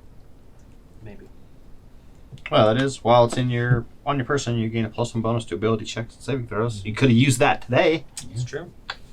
yeah. It's Oh. true. Ezra, sorry, what did you do with that scarf? Did you keep it on? Yeah, I have it. Okay. So, yeah, Ezra's got one more feature about him. He's got a blue scarf with, Is it an Kind of. ascot? yep. It's got With golden the kind of- unicorn What are you horn and the asking golden me? hair. Yeah, absolutely. It's an ascot. So good. Blue ascot with a gold. No, ascot is different from buttresses. No, my name is Scott. What are you asking me? Blue. I thought you were Boo. just something else with bums. That You made me that mess Bolt up would writing be gold interested thread in. Right. because I hated that joke so much. Oh, okay. Couldn't Well, concentrate. I wasn't going to give you an epic dice, but now I will. Dang it. Yeah, I think Sarah would be like, so, Jaja, what's with the accoutrement? Honestly, I don't know. I mean, it goes quite well with the hair, I will admit, but My mother. you just, every time I see you, you get a little less easy and a little more Jaja. Every time I think of Ezra right now, I'm imagining Aquaman like walking out of the water. Like that's what I imagine. The unicorn horn first. Yeah. Comes out first. It's a narwhal horn. Oh, Thank you right. very much. Then in that case, it would be a tusk. Unicorn of the sea. Yeah. A tooth. Assault whale. I'm not sure. My mother was stitching this and just set it on me when I left. And I'm just. It looks good. It ties the whole Stay warm. thing very well. Yes, no, Do you want to identify it? Sure. Yeah, I will Just be do a regular ritual. scarf, I don't know. Identify. 10 minutes. While it's on you, he's just like. It's actually a cursed item, and 7 It days. starts strangling. I learned its properties, how to use them, and whether it requires attunement. and how many This charges. is just the same thing as a stone of good luck. Oh, nice. Yep. Speaking of stones of good luck. I'm gonna add that to Yeah. my stuff. The scarf of good luck. Yep. So if you want to, you can attune the to that. ascot of good luck. The ascot of good luck. Yes. You were like squirming. You wanted to say something. No, I'm good. I wanted to because I wanted to think of something clever, but I have to be clever for that. So. That headband of intellect not working. Nope. You need to attune. I got to tune to it first. Yeah. So it's getting later into the evening at this point. The elves offer you a place to stay if you want to stay in the keep. They say it's not clean, but it's somewhere to stay. Or you can stay on the greatest treasure if you'd prefer. Might as well get on the ship if we've got places to be. I don't know that I want to be in this place any longer than I have to. Yeah. But I would like to talk to Mirana. Miranda? Macrossa? No, Miranda. I'm proud of you. Rakshasa. Thank you. And Talk to Eve. I didn't even need to put the headband of intellect. Right, and she would kind It's of my say, flower crown. Yeah. Right. That's right. It merges with it. So, Mirana, Yes. I'm assuming that at this point, the elves will be taking control of the Winter Court. It might be nice to have some elves in place here and give some allies to the rest of us. I'm as a representative of the Summer Court. The elves of Ungolin haven't really had a say in the Winter Court up until now. Having them be the de facto leaders of the Winter Court might not be the best thing to begin with, but I would certainly welcome them into the court at this point. I don't know exactly what the structure is going to be. Obviously, it just got completely demolished. I'm going to have to work it pretty much from the ground up here. But I'm sure that there will be no issue welcoming them. Well, at the very least, I would like to establish relationships, a relationship finally, and maybe formalize something, whether it be a treaty between our peoples or at least open lines of communication. Of course, I'd be happy to send an envoy and start communicating. I do want to establish more openness between the courts in general. I know that the Summer Court is a little violent, or not the summer. The fall court is a little violent, and the spring court is very aloof at times. But we can all start working together a little bit more for the betterment of the world, I think. All in this together. Sorry, I'm trying to remember a name. We're kind of Thanks, like Preston. court buddies now, eh, Sir? Right. We're sort of what? Can we both be ambassadors? Yeah, I'm very I'm loving this whole part unicorn thing you have going on there. That's only temporary. Until A shame. I might keep You hope. It makes you look very. I mean, handsome. Ezra. Does Ezra know it's temporary? Yeah. I think in your head you're just hoping it's temporary, so you're just trying to convince everybody else around you. Just telling everybody Just else. temporary. Well, Just temporary. I mean, I think it makes you look unique. Distinguished. I say, if and when you send an envoy to Queen Vidania, I say, give her this, and I take out one of my earrings, and say, let her know that. I think she had a nickname for me. Sorry. Little pest. Yeah, exactly. No, dang it.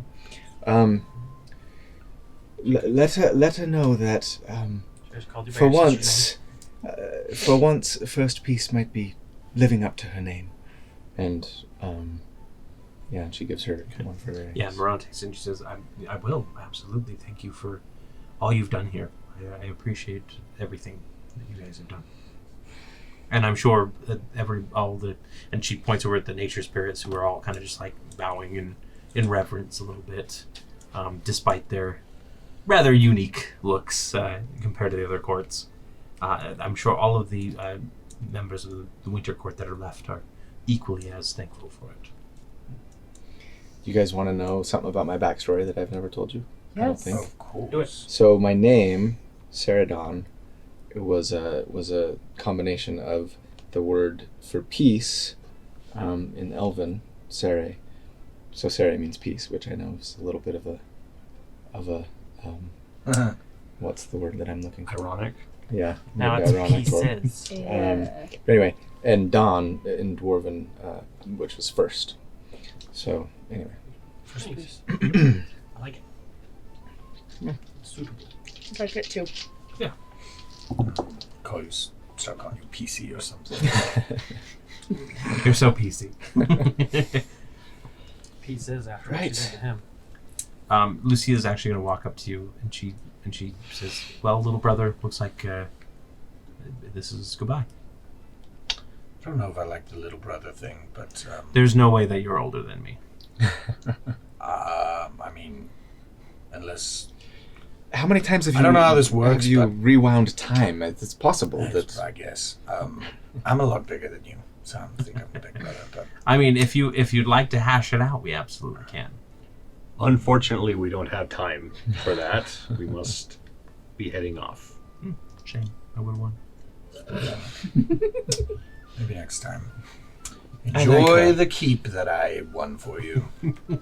I helped too. Have fun. Have fun dealing with Cory playing your sister in a game.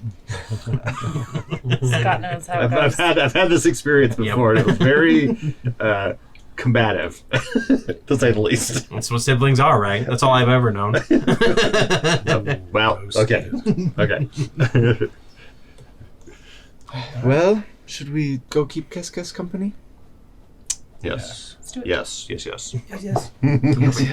So you guys start heading out, and actually, you all watch as the golden owl lands on Ezra's shoulder, and just kind of just nestles in there. A golden owl. Does it look familiar? To It's any a of great us? horned owl, actually, specifically. Great horned owl. Yeah, with kind of golden feathers. No, it doesn't actually look familiar to anybody. Does Callisto hide from it? Callisto. His little bird. My bird friend. I forgot about Callisto. Yeah, Oh my did. gosh. No, they kind of just eye each other a little bit, head twitch back and forth. By the way, you haven't checked Callisto in a while, Yeah. but there are eggs in that nest now. Oh, okay. Yep. How did they not fall out with all the running around and punching things that you're doing? Or that thing grabbing his head. Magnetic eggs. God. You've enchanted this nest so much to keep it protected. Is it on and my safe. head or on my shoulder? It's on your head. I thought. What was that? I thought that was the flower crown. The flower crown is what the nest is. Oh, yeah, okay. What was the owl's name again? it's a tiny Ixburn. one. Ixburn. Easy, did you get a familiar? I don't know. Or was that a real owl? And Sarah like pokes it. And it like pecks at you. He's looking more and more fabulous by the moment. He's got this golden hair, golden owl, horn, ascot. It's my goal in this campaign to make Ezra as beautiful. I'm as just gonna possible. become a merchant at the end of this. Just sell like fine Here's threads. a headband of allure, so you can get plus 19 charisma. And I'm looking less like a warrior and more like a Fabio. You're a dashing swordsman. You're gonna retire in the College of Glamour. Honestly, I might have to start multi-classing into bard. I was gonna go somewhere else, but Telling you, man. cool. Is it? It's not like spectral or anything. no, It's like yeah, physical. Okay. it's a physical bird. So Ixburn helped me find my path here. Too Right. much. Well met, Ixburn. Try and speak with you, but I'm out of spell slots. Like Is curious it to a what's- familiar, or is it... Oh, you I don't know. Who knows? Just We'll landed find on me. out. I just saw it flying and it was like going a specific way and I was like, okay, I'll go that way. It did you did first meet it in your Yeah. in your mother's house. Yeah. Okay. And I think that's where we're going to end with you guys basically walking off into the sunset towards the greatest treasure. Beyond that, the kind of the mist of the Ungolon marshlands gives way to an even thicker bank of clouds as whatever lies in the broken expanse is waiting for you. Okay. Good job, everybody. Wonderful game tonight. I'm giving Ezra and Seredan inspiration and Eve as well. If you have it, you can pass it on. I already have it. Who needs it? I already have. I already got one. Okay. I have one now. Yep. So I that is a always am too nervous to use my dice and I end up with so many. I think Use them to hit and keep your Yeah. sharpshooter up. Exactly. But thanks everybody for watching once again. We'll see you next time. We're gonna have a couple weird sessions coming up. I'm so excited. I love the next thing, and I think we are going to get into a couple of secrets that might change the way you see the world. Ooh. So until next time. Bum bum bum. Bye. Now you have to wait a week. 2 weeks. Bye.